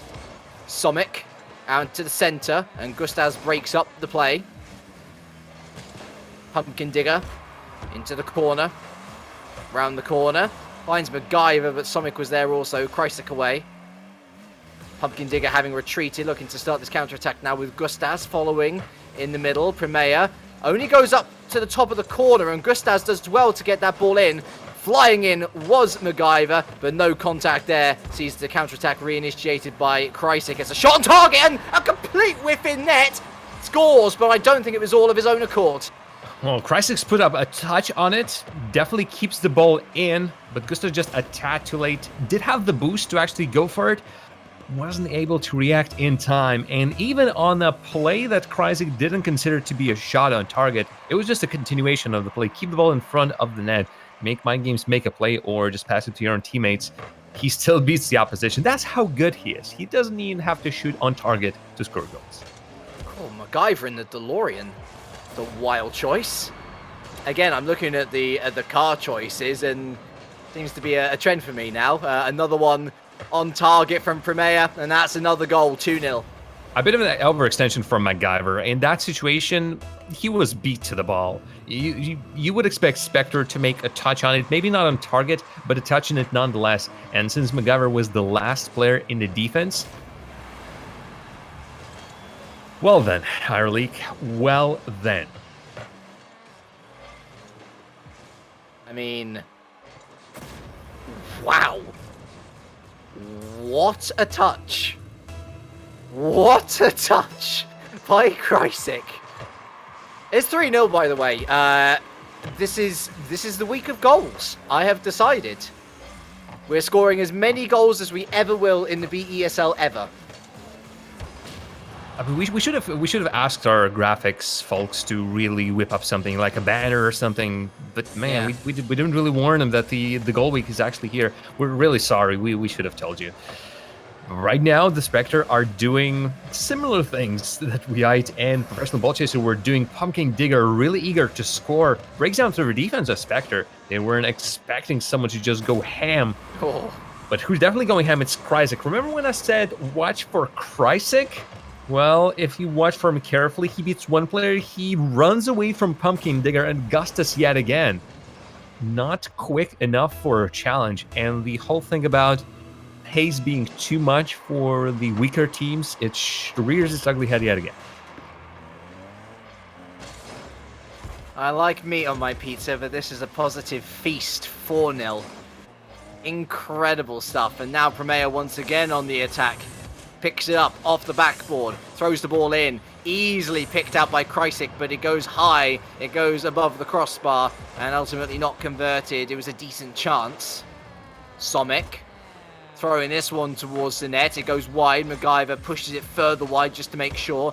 The DeLorean misses the touch there. Kryzik onto, I think it was Somic there, but it was a touch that they didn't really want. Promea now looking to get past the entire defense, and MacGyver with a crucial challenge. It ends up straight with Somic though. There's a good counter-attack from Pumpkin Digger. Nice to see him taking up the initiative. It's a difficult ball actually that Spectre are struggling to deal with. MacGyver over to the side, but straight into the front bumper of Kryzik. And though Pumpkin Digger staves off another attack, it's another opportunity that is spurned. Yeah, just seemingly mind games, while getting the chances on the other side of the field, finally are not able to bring the ball to some sort of a conclusion. Many a times someone is trying to set up the ball. More often than not, I believe that's Pumpkin Digger. But the rest of the team is not following up on those plays, not taking the risk. In this situation, with 4-0, when you're down by so many goals, take those risks. You have to. And yet, seemingly they're looking for a sitter, and sitters won't be coming in this game against the Spec. You look at this. Pumpkin Digger just let Kryzik go for that. All the while, Somic was coming up on the left wing, was ready to pick up the passing play. 5-0, but that was so well worked. Spectre flexing their muscles now. Once again, you gotta say, Kryzik, what a pickup. What a pickup. He is revolutionized Spectre squad. A reminder that they cannot qualify for LAN today.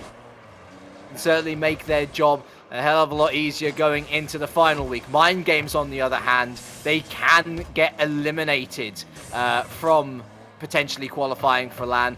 Not in this series, but next series, if they were to lose 2 on the bounce, that would be the sad scenario that they find themselves facing. Promea towards the orange net. Kryzik in the wrong position to try and get a shot on target. He picks it up. He brings it off the top of the box. And he ends up giving up possession to Pumpkin Digger. Promea was met by Gustas, and so the ball remains entrenched in the blue half. MacGyver does well to get it past one, but unlike that earlier why not party goal in the professional ball chasers game, he can't suss out the entire defense, and Pumpkin Digger actually just flat out stopped as he stared on in horror 2 blue players going for what was an empty net. My goodness, really the plays that Kryzik continues to pull off, the touches that he's making, I believe that was a 180 backflip into a shot that then in the end ended up as a goal. MacGyver, in the meantime, after doing his fancy dribble in front of a net, losing the ball, was just bullied all over the field, manhandled as he flew to the backboard, had a chance to drop down or at least flip from a backboard and get a touch on it. Fortunately couldn't. Now in attack once again. Right now, Mind Games, I would like them to at least try and save face. One shot so far is similar to what really has been happening to Ramrange and the post-game Strong. But I feel like they are should be able to bring a little bit more heat to the kitchen. Spectre, though, in a lesser form, and yet still with Kryzik on the helm, or at the helm, it seems like this team wants to go to the LAN. This is their last series, but a lot will be decided by how the other series are going against their opponents in the middle of the table. Well, if Mind Games were cooks in the kitchen, then they came out without any training on the basis of that particular game, sadly. Another massive scoreline to speak of, 6-0, with yet again 10 goals on target. It's becoming the norm, really, at this point, isn't it, from Spectre? It ended up being 2 shots on target for Mind Games, so it wasn't that bad. But yeah, I mean, goodness, there wasn't much positive, Jam, that you could really pick up from their performance. Gustas, and I know that we don't usually focus on points, but Gustas not even breaking 100 for his team. Fat zeros across the board when it comes to his contribution. It's not just one player that has to pick it up. The entire squad just looked devoid of ideas, and they've got to change that around for game number 2. Otherwise, they're going to be going the same way as the other teams that got smacked about in the first half of this broadcast. 3-0 sweep. How I saw it in game number 1 was looking like Mind Games were not really on the same page. Pumpkin Digger was doing his own thing. I would believe that at the level he plays for in the solo queue or with some other team of pickup group, those plays might be working out for him because his team knows exactly what he's doing. They know they can read his plan. Right now, for me, it seems like the MacGyver and Gustus, even after 4 games already, because the other series rather that Mind Games have completed, they still sort of don't really follow up on what Pumpkin Digger is doing. At least has been getting worse. I think before that, it was looking much better for Mind Games. Right now, Pumpkin Digger he can't slow down because then he will be beat by his opposition. But he can't speed up either because his team just seemingly can't keep up. Krysic attempting to do a Krysic and pull off another amazing goal that defies our expectations. Maybe we should be setting a new bar, perhaps. MacGyver, it was a double commit to try and make the clearance, and Premea, with the pass off the top of the box down to Somic, misses the touch in terms of Krysic, but doesn't miss the touch in terms of Somic. Pumpkin Digger there with a big save, gets it away, but only as far as Premea. Gustas misses his touch off the backboard. There's Krysic again. Big save from MacGyver. Gustus takes out Premea as well to break up the play, and Somic is forced to double think what he was going to do, as here's the counter-attack now from Mind Games, their best opportunity surely so far. Again, lack of conviction, lack of confidence, and Krysic is allowed to get this one away. Yeah, so sometimes I feel maybe they just need to break out of their own half, and then they will shine. Right now, it's not looking likely. Mind Games eSports treating those rare opportunities as... well, seeming like testing rounds, like practice, and really they do not get the do-overs. You don't get those chances here, and the shots just keep on coming. Pumpkin Digger, that wasn't his ball. I think he just lost all the confidence in the remaining goalies. He didn't know who was in the net behind him. Could have been a great clear.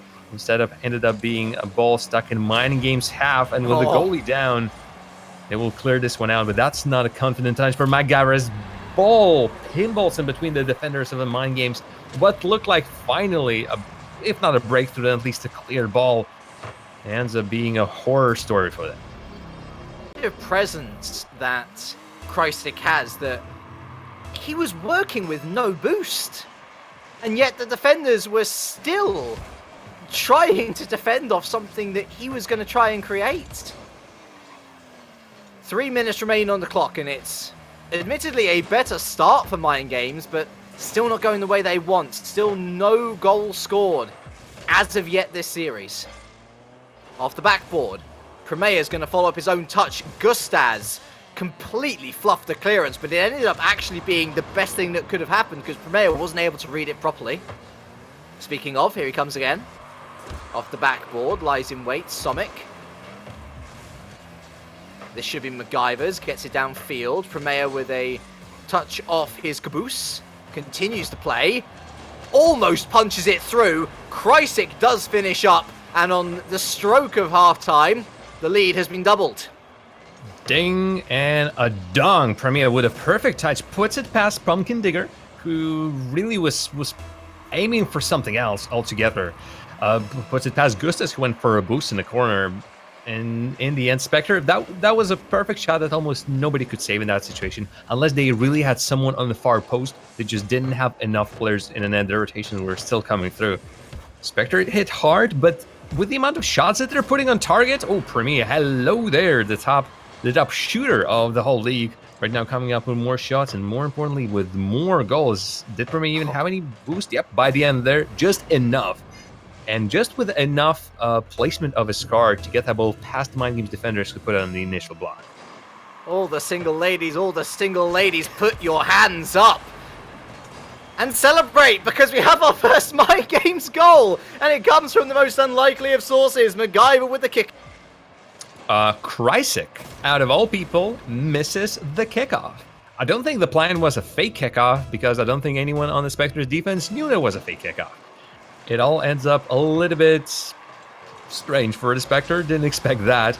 But I think it will take them almost no amount of time to get back in the old situations. They scored 6 in the previous game. They're currently sitting on a very comfortable, well, for them at the very least in this series, I'd say pretty comfortable 3-1 lead. And the game just swings back into the usual shots and attempts by Spectre, defense by Mind Games. At some point, usually Mind Games defense breaks down. Case in point. Was there an attempt at a steal or a confirm here? Maybe. Sonic I think, he was looking for it, wasn't he? Yeah.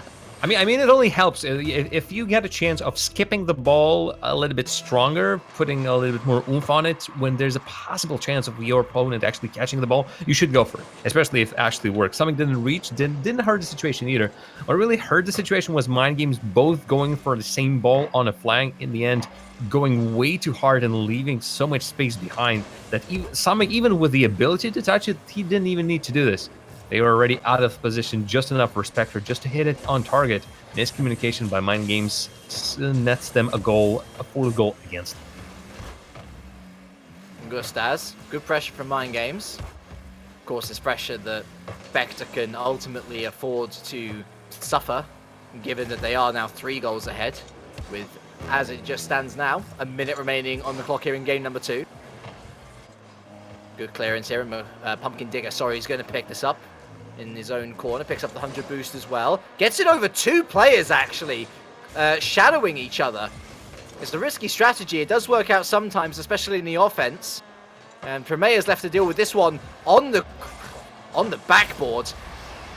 That was criminal in defense. I'm sorry, that is the worst defense we've seen from Spectre all series long, and MacGyver is rewarded with a free goal.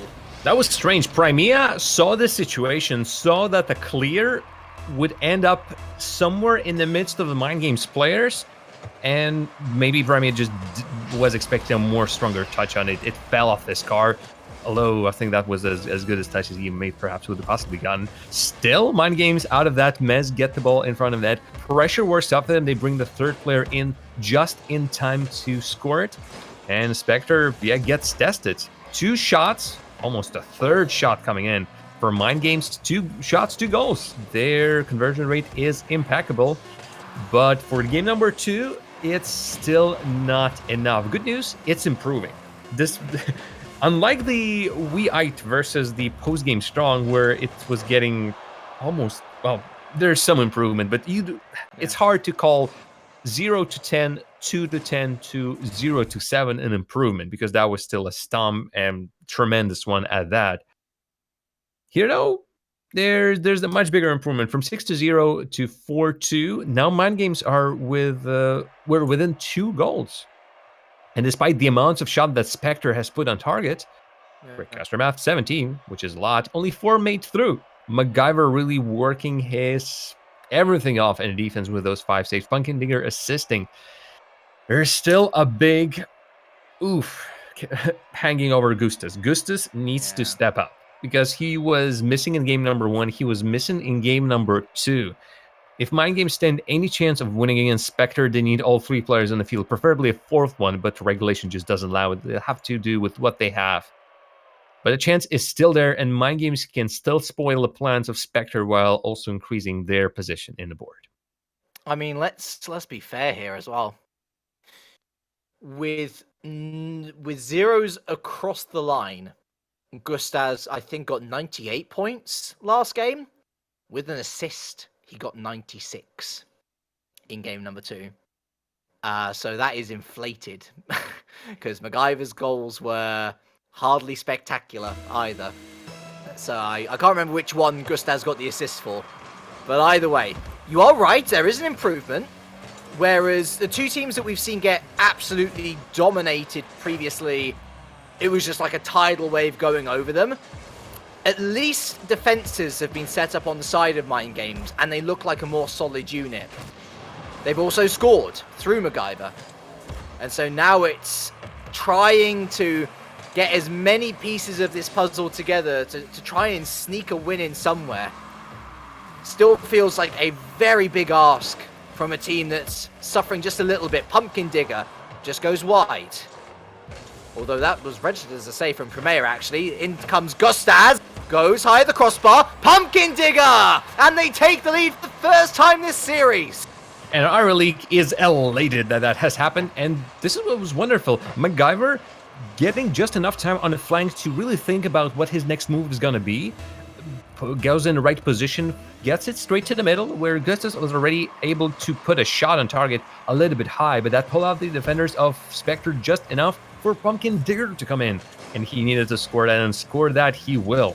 I really hope that will give them the much-needed confidence that the Mind Games are missing, and will allow them to try and get a grip on this game, since this could be their last one against Spectre today. The picture is forming. The picture is forming. Now they've got to try and keep this Spectre side out, who we know can perform some amazing things in the offense, out for another over 3.5 minutes. Ball after a massive pinch there into the corner. It falls to Premier, but hands it straight off to Pumpkin Digger. Krysic, the wonder sub. Is that complacency coming through, I wonder?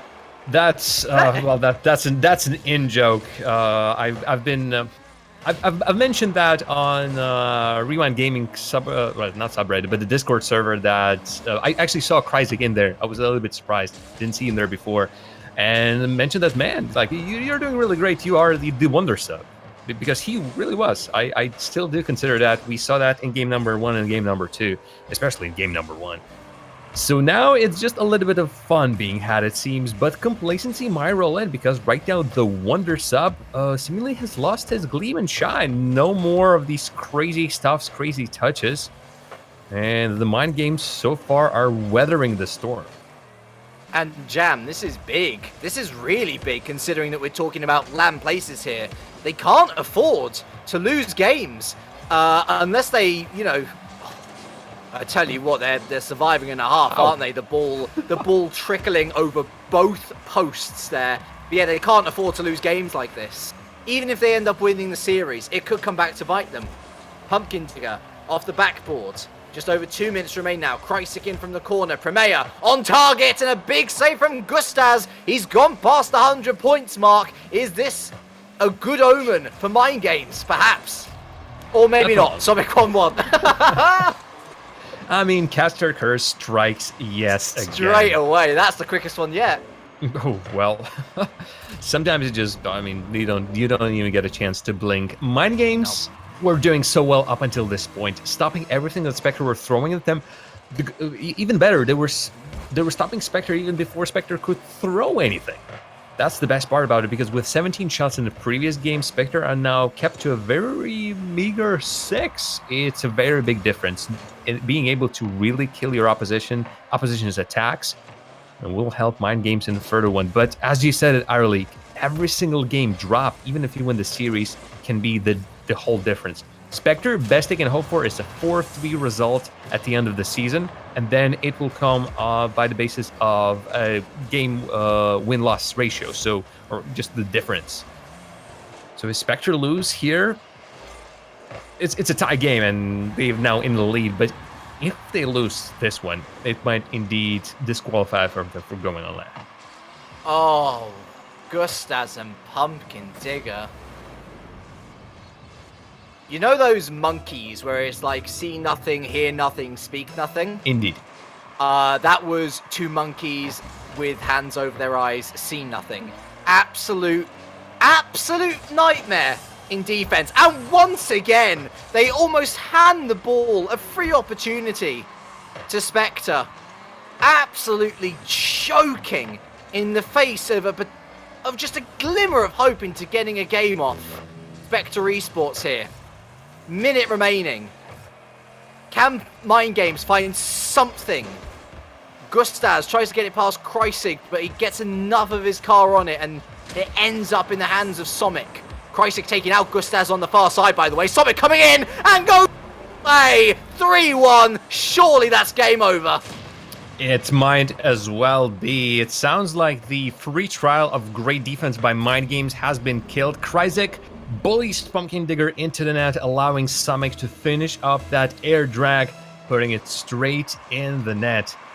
Spectre, we're looking worse in game number 3. Oh, no. But with a freebie flying in, going from a 3-1 to a 4-1, Mind Games have not been able to score more than 2 goals in any of those series. And even they were looking so well in the first half of this game, it's not looking likely anymore. I would like to believe that the X-Files, the truth is out there, and aliens. But for Mind Games right now, it's just the look at that. They're again playing with their own mind. Gustus and Pumpkin Digger going for the same touches, and even magically somehow, what just happened? Leak. Wait a minute, because this after I just said, hey, double commits everything. Gustus with no boost just beat 3 of the players of Spectre, and then just casually throws a smiley face in the chat. All right, game on, game on, game on. Just smiles everywhere. It's lovely. Nice goal, nice skill from Gustas. Finally turned up in this game. Well, finally turned up in this series, rather, I should say. He has turned up over the entirety of the game. He's looked a whole different prospect. Apart from those 2 moments of madness which saw 2 goals go in. And sadly, Jam, those 2 goals seem to be the difference between seeing game number 3 go to overtime and seeing the series end here and now. A reminder that there is no confirmation of Spectre going to land with this result. There is no confirmation of Mind Games fully, losing any opportunity of going to land with this result. But one thing is for certain. Spectre walkout. 3-0 sweep winners. It is Sweep City on the horizon once again. But in game number 3, Mind Games only have themselves to blame, sadly. Yeah, that was a game that could have been theirs, but they've let that lead slip out of their hands, and then the whole game just went down south. It's hard against the Spectre, against Kryzik, who supposedly in this matchup wasn't really the wonder sub. Really, the complacency got to them, the overconfidence, putting a name like that. Not really recommended, I suppose. I mean, listen, if you're WEI Tour professional ball chasers, okay, you might have some credit behind you for doing that, but that was very much a jumping of the gun, wasn't it? And that was the biggest scare that Spectre have had all season long, and thankfully, from their perspective at least, they're now putting pressure onto Backflip Boys. And I guess even better for them, Mind Games looked their best. I know it wasn't the closest scoreline, or was it? No, it was a joint closest scoreline with game number 2, wasn't it? 4-2 in the end. Yes. But Mind Games looked as good as they have done all series in game number 3, and now they're fresh off that game 3 performance, going straight into the Backflip Boys game. There is a possibility that they can use that momentum, despite losing, to really hit on Backflip Boys. For Spectre, this will be great news, because Spectre are fighting against the Backflip Boys, specifically in those positions. 4-3 or 3-4 means a world of a difference of Spectre based on what the Backflip Boys will get at the end of the season. Mind Games eSports, though, for them, they either can stop Backflip Boys from going to land, most likely, again, math can go either way, or they themselves will get knocked down. Because if at 1-4, that's what Mind Games eSports are currently sitting in after 5 games played. If they lose this one again, 1-5, no magic miracles will help you, unless you really forgot to carry the 2. Mind Games eSports with 1-5 will be out of contention for LAN, but still will be able to throw some punches, because they still have more games remaining. Next week they will be playing against professional ball chasers, and while that, after what we saw today, how well professional ball chasers perform, it's looking unlikely that the Mind Games will be able to strike down on them. I'm sort of keeping my reservations. Things can still happen. I am super interested to hear your thoughts about Backflip Boys now. By the way, it's Backflip Boys versus Mind Games eSports. That's where we are. That's where we are with our final series of the day, of course. How much do you think the gut punch, and there's no other way to describe it really, of last week is going to affect them? Because, I mean, remember, walking out of week number 1, week number 2 even, despite getting swept by WeIte, week number 3, we were looking at Backflip Boys and we're thinking, shoo-ins for LAN, surely. The only reason that they got swept by WeIte is because WeIte is on a completely different level to anyone else. Last week showed that this team, when their eye is off the ball, is susceptible to losing to anyone. And Mind Games, they've had an entire series now to bed themselves in, to warm up effectively. Backflip Boys coming in cold. Are we seeing the biggest banana peel slip up that this season could possibly have anticipated? Because if they lose this series, then they are very possibly not going to land with Scavenge eSports looking to quite literally scavenge the pieces that remain in their wake. It would be a fantastic scenario for a season. And this is exactly what the teams like Mind Games eSports, like Ram Ranch, and Post Game Strong can really throw. Scavenge eSports are playing against Post Game Strong in their final week, so there's still a possibility there. And here, it is also might be looking likely. The Backflip Boys playing last week against Scavenge eSports lost in 4 games. All of these games were incredibly close, and even that 2-0 win by Scavenge eSports in the final game, obviously that's a far cry from what we, for example, seeing today. Yeah. It is a possibility. Really, looking at the field, Garsho was really strong for the Backflip Boys in that series, but the rest of the teams really, Sarius and Kartu almost lost that week. Didn't show up for the duo that we've been hyping up all season long. We're like, Sarius, Kartu, one of the best combos in the league. They literally went MIA last season, and Garsho was the only one trying to carry them. Well, this time it might be a different story. First of all, because Mind Games will be their opposition. Mind Games right now are the team that's first ready for this one. I hope they're talking this true. I hope they figured out exactly what was working for them in the previous game. And really, a couple of times. First of all, they've tightened up their defense for quite a big portion of game number 3. And second of all, they've got so many great breakthroughs, and they finally got on the same wavelength. It wasn't no more of Pumpkin Digger goes with the ball, fights off all the defenders, crosses the ball into center, and then nobody's following him up. No, Mind Games finally were looking as if they knew where they need to be. Some positions been drawn on an imaginary board, I suppose, and then a Pumpkin Digger or someone else said, all right, you need to be here. And they started going in those positions, and they started getting results. So being this warm really might help them against the Backflip Boys. Unfortunately, even last week when we were talking about this, again, specifically about the series with the Scavenge eSports, they were playing 2 in a row. There's a stat that says that it doesn't really help teams to play 2 consecutive series in a row. Teams were more likely to lose than to win when they're playing like that. And the source of that data was the RLCS and RLRS. So, pretty high level. Mind Games, though, if Gustas can make a connection, not enough. Pumpkin Digger still reaches out. My goodness, Mind Games eSports had a chance, used that chance, even on the second try. And the Backflip Boys, surprise, surprise, the Mind Games are here to play. What were you saying, Jam? What was I saying? What was that about not necessarily having... what was that about warm-ups not necessarily having a good effect going forward?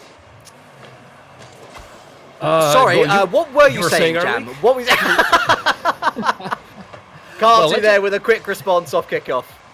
Yeah, let's just quickly deconstruct. Again, Mind Games not really quick in the air. They're not a team that you see that often in the air. Pumpkin Digger, yes, maybe. Gustas and MacGyver are not really favoring the aerial plays, which allows teams like Backflip Boys, like Spectre, what we saw from Kryzik, and of course WeIte and the professional ball chasers, to really dominate them just with putting the ball a little bit higher, just getting it off the ground.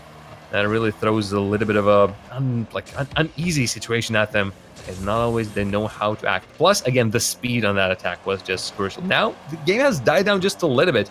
Mind Games are giving a lot of space by Backflip Boys, but I think that tune will change when the Backflip Boys will recognize the Mind Games really taking a lot of time, just getting the ball out of their own half. So, in comes Kartu then. And actually, it was Kartu and Sarius, the two men that went MIA last week. who ended up combining once again, although a big boomer downfield. Can't do anything about that one, apparently. Pumpkin Digger's got his second of the game. What a touch. And Cyrus had all the time in the world to hit the post. Wasn't exactly sure how far he was behind.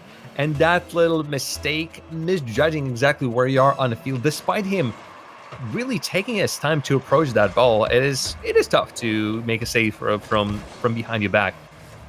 Mind Games find themselves a miraculous another one.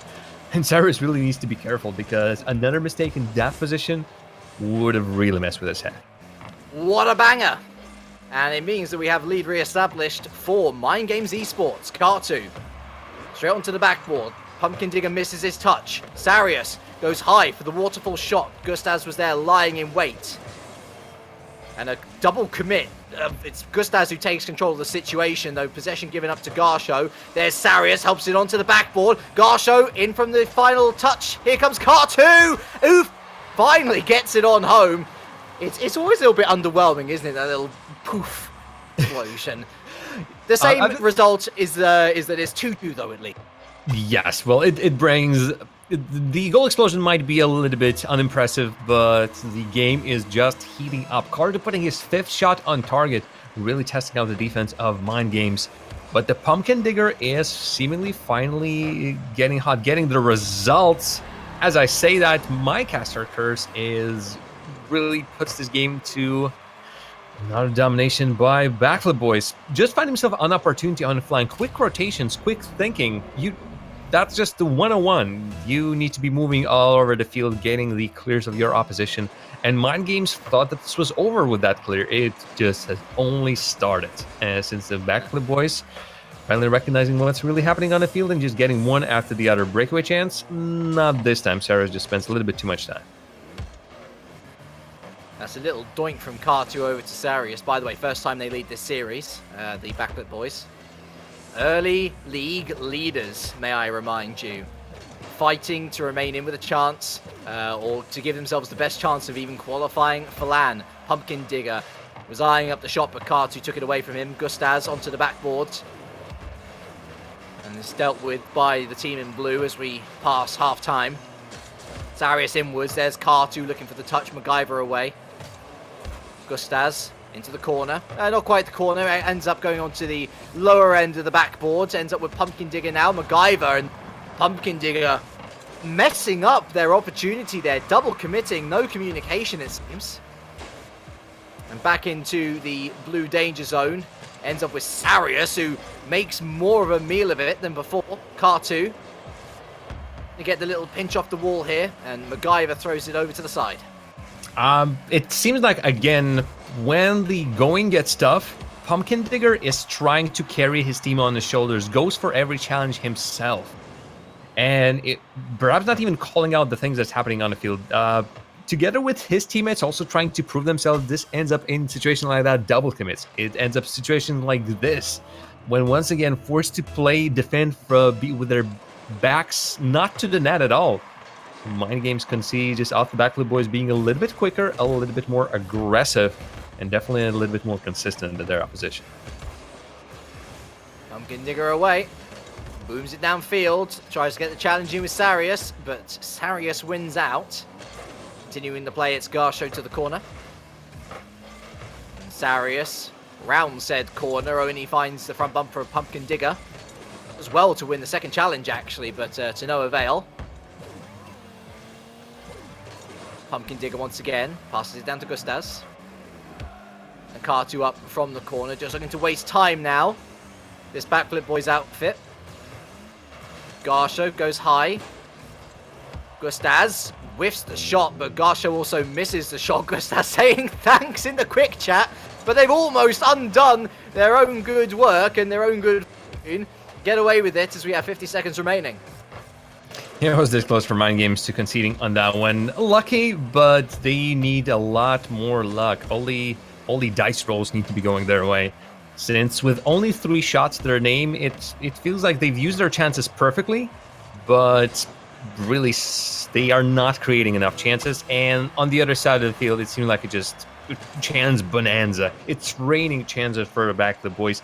Kartu already just continues to go on strong with his shots, testing out the defense, putting on the 4th one now on the board. And the Backflip boys dominate Mind Games in game number 1. There are still problems. Mind Games eSports, you can possibly expect them to all of a sudden learn all the right lessons, forget all the wrong things that they're doing, and come into this series as the Mind Games 2.0. It will be a little bit too much to expect from them, but it is closer than how they started. No, it's still 6-2, 6 goal conceded. There's no Krysic on the field, but there's Kartu, who just does not stop. Welcome back. Welcome back. I think they must have taken a holiday last week because Kartu and Sarius have been working in motion once again. They've been looking so much better. Jam, are you ready for this one? I don't think you're braced for this one. It's raining chances. Ala Katuya. And Backflip boys take game number 1. Like a what now? Ala Katuya? All right. Well. So it's raining men, hallelujah. It's raining chances, a la Kartuya. Ah. Yeah, there we go. Yeah, okay, there we go. Late response. Sorry. Your puns are great. It's just that it took me really long while. I do apologize. Speaking of Kartu, 10 shots. We already had some shots. We had some crazy shot percentages today already. In this game that didn't end up 10-0 like we already had. Backflip boys and specifically Kartu is just going on strong. Yes, this was the team that started off the season with domination. Seemingly nothing could stop them, and really Sarius and Garsho just putting one after the other. Sarius, where is Sarius actually? I'm currently looking at it. Yep, Kartu and Sarius sitting a joint, I would say 10th. Not really that joint. 14 and 13 goals respectively, and with a pretty good amount of shots as well. But man, right now they're just putting on more and more. Backflip boys starting the series against Mind Games well, but just like Spectre, they need to beware. Every single game dropped might completely kill their chance, even if just one. It's so close in the standings right now. Specifically, again, these were not the updated ones. So Spectre, by the virtue of winning 3 games, currently their goal game difference is +3. The Backflip boys, their game difference is +1. If they drop a single game, they're tied with Spectre. Then it goes to I had all that stats. I do believe then it's goal scored. So it will go even in a more interesting way. Plus, Scam G Sports is breathing down their neck, and I think they will be expecting to win their matchup against Postgame Strong next week. Scam G Sports sitting on the -1. Anyone who will slip up on the top will get punished by the teams pushing from below. Yeah, we'll have to apologize. A slight technical hiccup, sadly. So we will be back with you as soon as possible. But yeah, I couldn't agree more. And I feel like it's a double-edged sword, isn't it? Whenever you see a team that you're fighting with over any sort of competitive prize having success before you, it puts pressure on you. But at the same time, that can also bring the best out of you. And I feel like Backflip boys needed the reality check of last week almost. They needed the pressure of this week. Say, listen, we still hold our own destiny in our hands here. You know, it's not like it's a lost scenario or anything. If we come out of here with a 3-0 sweep, as every other team has done so far this week, we're going to be looking pretty happy going into that final week of the season. And beginning game number 2 here finally is a very quick technical hiccup, thankfully. They're going to want to do just that and really hammer on home why they were the league lead at one point. For Mind Games, first couple of minutes of game number 1, they looked great. They looked competitive. But sadly, they fell apart in what ended up as a 6-2 scoreline to Backflip boys. And immediately, Backflip boys looking as deadly as that first game. A great save from MacGyver to deny Garsho. And Mind Games eSports are looking like their worst enemies right now. No cohesion in defense. They really need to get their act together. Their rotation, they have the players for their rotations. It's just that they seemingly throw them all together in a pile and see what works. You can't possibly play like that on a field. And here, Pumpkin Digger making the save. Thankfully, there are players up front who are able to bring it out. And MacGyver doing his best to keep the ball on the blue side. But Mind Games are still looking that they're still not sure who exactly is going to go for the ball, at what points, and if there's only one player going for a ball, or even if a couple, more often than not, they're too late for it. MacGyver and Pumpkin Digger. Pumpkin Digger had no business on touching that on the side ball. That was just touching the ball for the sake of touching it. MacGyver had a perfect chance over there. Instead, now they're late to the net. And Pumpkin Digger and MacGyver just going for the same touches right now, it seems. They really need to sort this out. They have been double committing more and more as the day has gone on, Jam. It is really noticeable. And they've got to stop it. Whichever one of them... I think it's 50-50 on who's committing the worst crimes here, but one of them's got to step up and take responsibility and say, okay, I'm going to just stay out of the same part of the pitch as Pumpkin Digger, because you could not have put it any better. They are their worst. They are their own worst enemies. And to be fair, it's quite surprising that we reach almost half-time, and there is yet to have been a goal scored. Gustaz there just waiting patiently, did really well actually, forced an aggressive play from the blue team, so there was no real proper goal-scoring opportunity to be had. Kartu from the top of the box. Pumpkin Digger brings it down. And Sarius, after picking up the 100 boost, has a bit of a wayward clearance there. Here comes Gustaz, who whiffs his shot. MacGyver on target, saved by Kartu. This is almost an anomaly with the way that this game has been going. After Mind Games have been battered by the goals, and after the Backflip Boys really done a number on them by scoring 6 times in the previous game, the amount of attempts that the Backflip Boys have taken in this one almost seems worrying. While the Mind Games are really keeping, well, despite those double commits, seemingly they're keeping their opponents at bay. Backflip Boys definitely can't relax at this point. Great touch, but there is no quick follow-up. It's Pumpkin Digger this time who's late. Wasn't expecting his teammates to go. Miss might actually be beneficial. Could count as a fake, but the Mind Games eSports are continuing to bring on the players. And look at that, the Backflip Boys defense is being tested. How quickly can they return into their positions? The part of the answer is quickly enough, but at times they were looking really shaky. That was a really good boost stealing section from Mind Games. Sarius for about a good 15-20 seconds was without boost. And fair play to Backflip Boys, they weathered the storm really well now on the attack themselves, remaining game number 2. We're going overtime, of course, if we reach that stage. Around the corner. And it's going to be downfield now once again from the Backflip Boys, looking to perform a chokehold. MacGyver gets it into the far corner. MacGyver again, Garsha with a great touch to get it away. Takes it away from Gustaz as well. Third touch, no follow-up. And now it's left to Pumpkin Digger. Tennis match at this stage. Sarius reads the ball, reads the play well from Pumpkin Digger.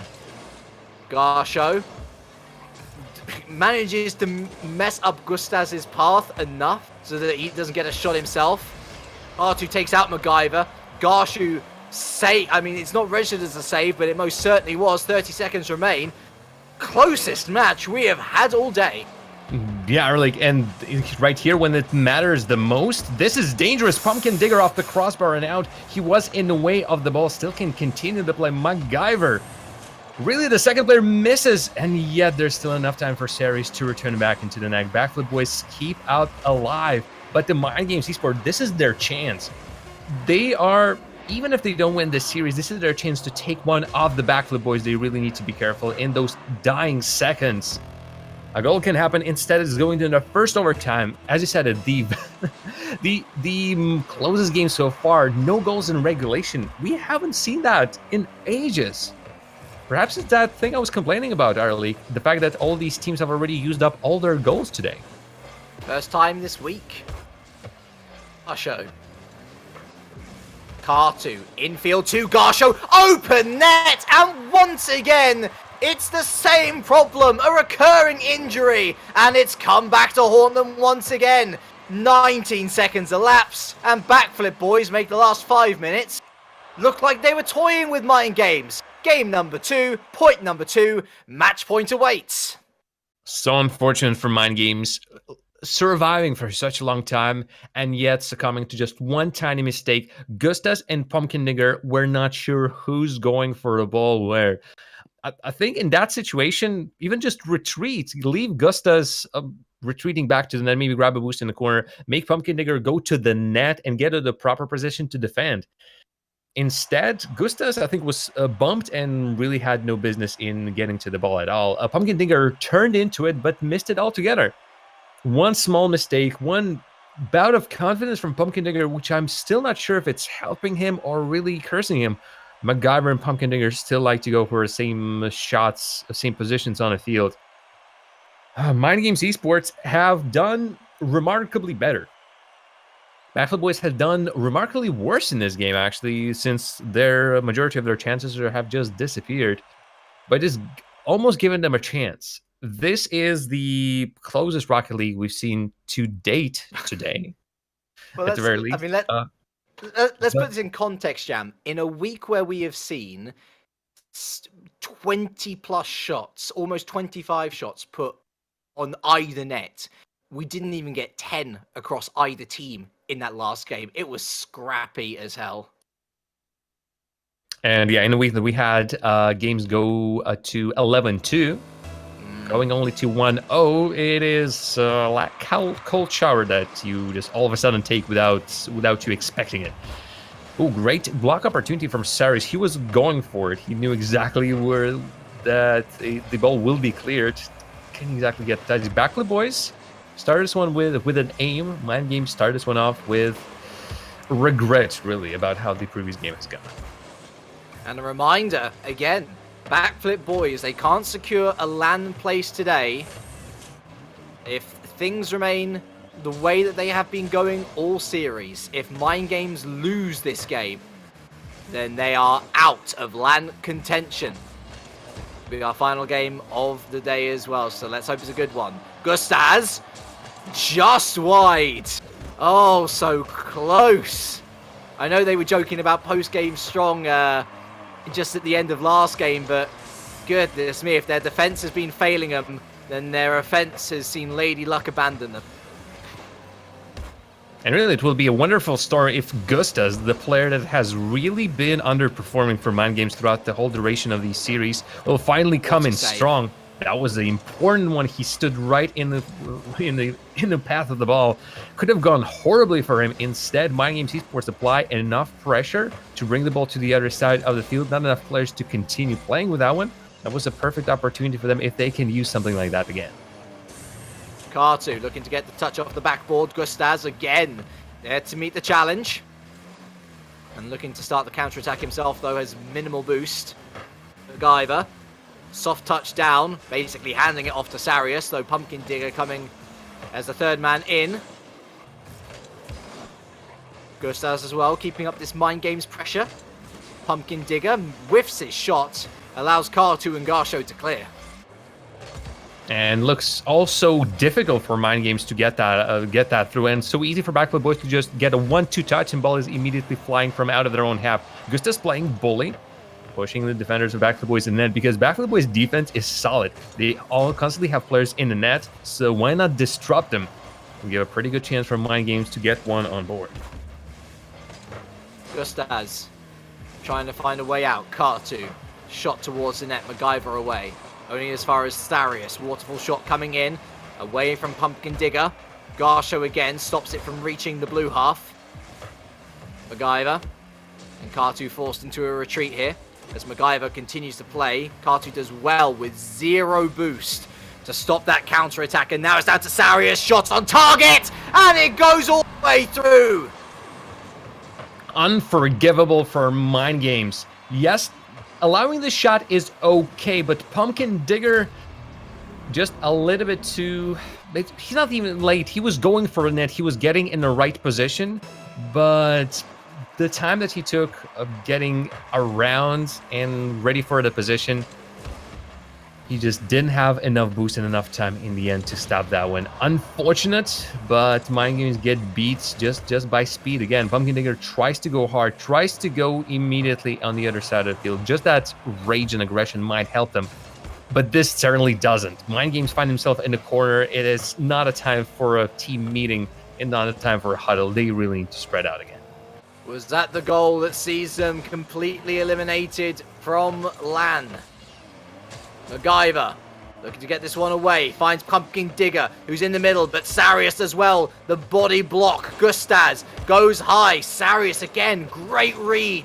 Prevents it from dropping even close to the net. MacGyver. Another soft touch in. These balls not threatening at all. Pumpkin Digger goes high again. Sarius, great reads from this guy. He has turned up properly in game number 3. And Pumpkin Digger, though he gets it past 1, also completely misses the net. It's all easily dealt with for Backflip Boys. Minute remaining. It seems like for Mind Games, again, they need either demolition or really great play, or Gustas even playing. Right now, he just stopped for a second. So return back into the net. The clears are coming through, and here's a miss that might help, but MacGyver and Gustas, now they find themselves in the same position. Will they have enough players to continue the attack if needed? Gustas does return, and the Mind Games set up for the attack, but so much time given to Sarius. I'm feeling for the MacGyver, but that's just a little bit too to the side. Sarius tests out the defense. They continue on testing out the defense. Gustas had no business going for that one. And the Mind Games, again, putting up the stops to their attack themselves. They need the cohesion. Right now, they're getting too much nerves for my liking. We definitely knew it was a possibility this week. 3 teams eliminated. And as the clock ticks down finally, it's been another super close game between these two. But the Backflip Boys come out on top. No need to go to overtime. 3-0 sweeps across the board once again. How many times that season 3? Mind Games, LAN was a dream. And sadly for them, week number 6 turned into a nightmare. Backflip Boys, not going to LAN just yet, but they have matched what Spectre have done. They've won 3 games in a row. It comes down to the final week. Wow, and what a setup we really have for the final one. Yes, today was a little bit, well, not even sure how to describe this. We were expecting professional ball chasers and Weite to sweep their opposition. I wasn't expecting for them to do that in such a convincing fashion. They had enough goals for several series, and yet 24 and 27 goals. Some obscene number. Yeah, it's 27 for Weite, 24 for professional ball chasers. It is crazy just how much they were outplaying their opposition. Spectre, they had Kryzik. Despite Kryzik falling off the longer that series went, I still consider Kryzik to be a fantastic pickup. I'm not sure what the situation Mishko is on that team, because Mishko was initially the main player. Kryzik came in later and just now continuing on playing. I think it's maybe just a situation if it's not broke, don't fix it. Just Kryzik is performing admirably. Just keep him there. But this is commiserations for Mind Games, but worrying times for the Backflip Boys, I'd say. Last week they were shocked by Scavenge eSports. This week it came pretty darn close. 6-2 in the first game. That's the best result they got on Mind Games. 1-0 in overtime, then 1-0 again. This is not the level at which the Backflip Boys would like to perform if they want to make any progress at LAN. And yes, the destiny is now out of their own hands. They've played the final match. Now they are relying on... Oh, actually, maybe it's not as simple or not as hard as it seems. Let me see. We might get to do some magic and math later on. I mean, let's see. But, so yeah, I'm just trying to double check it because both Backflip Boys and Spectre won 3 games. I'm pretty safe. I think Backflip Boys, have qualified for LAN, haven't they? Yeah, it actually seems like that. The only team who's playing next week is Scavenge in that particular LAN fight. And the problem is they are down in game difference by -1. So even if they win every single game, they will be only up by +2, which puts them behind Spectre and behind Backflip Boys. Yeah. So bear with me. We have our 4 LAN finalists. I will quickly check the Let's double check. the ties here. So tiebreakers. If 2 or more teams achieve the same number of match wins, so that's the situation for Backflip Boys, for Spectre, and potentially for Scavenge eSports, currently sitting in 4 and 3. Game differential is the next one. The total number of games won by team minus total number of games lost. So right now it's +4 for Backflip Boys, +3 for Spectre, -1 for Scavenge. And again, if the best result they can do is +2.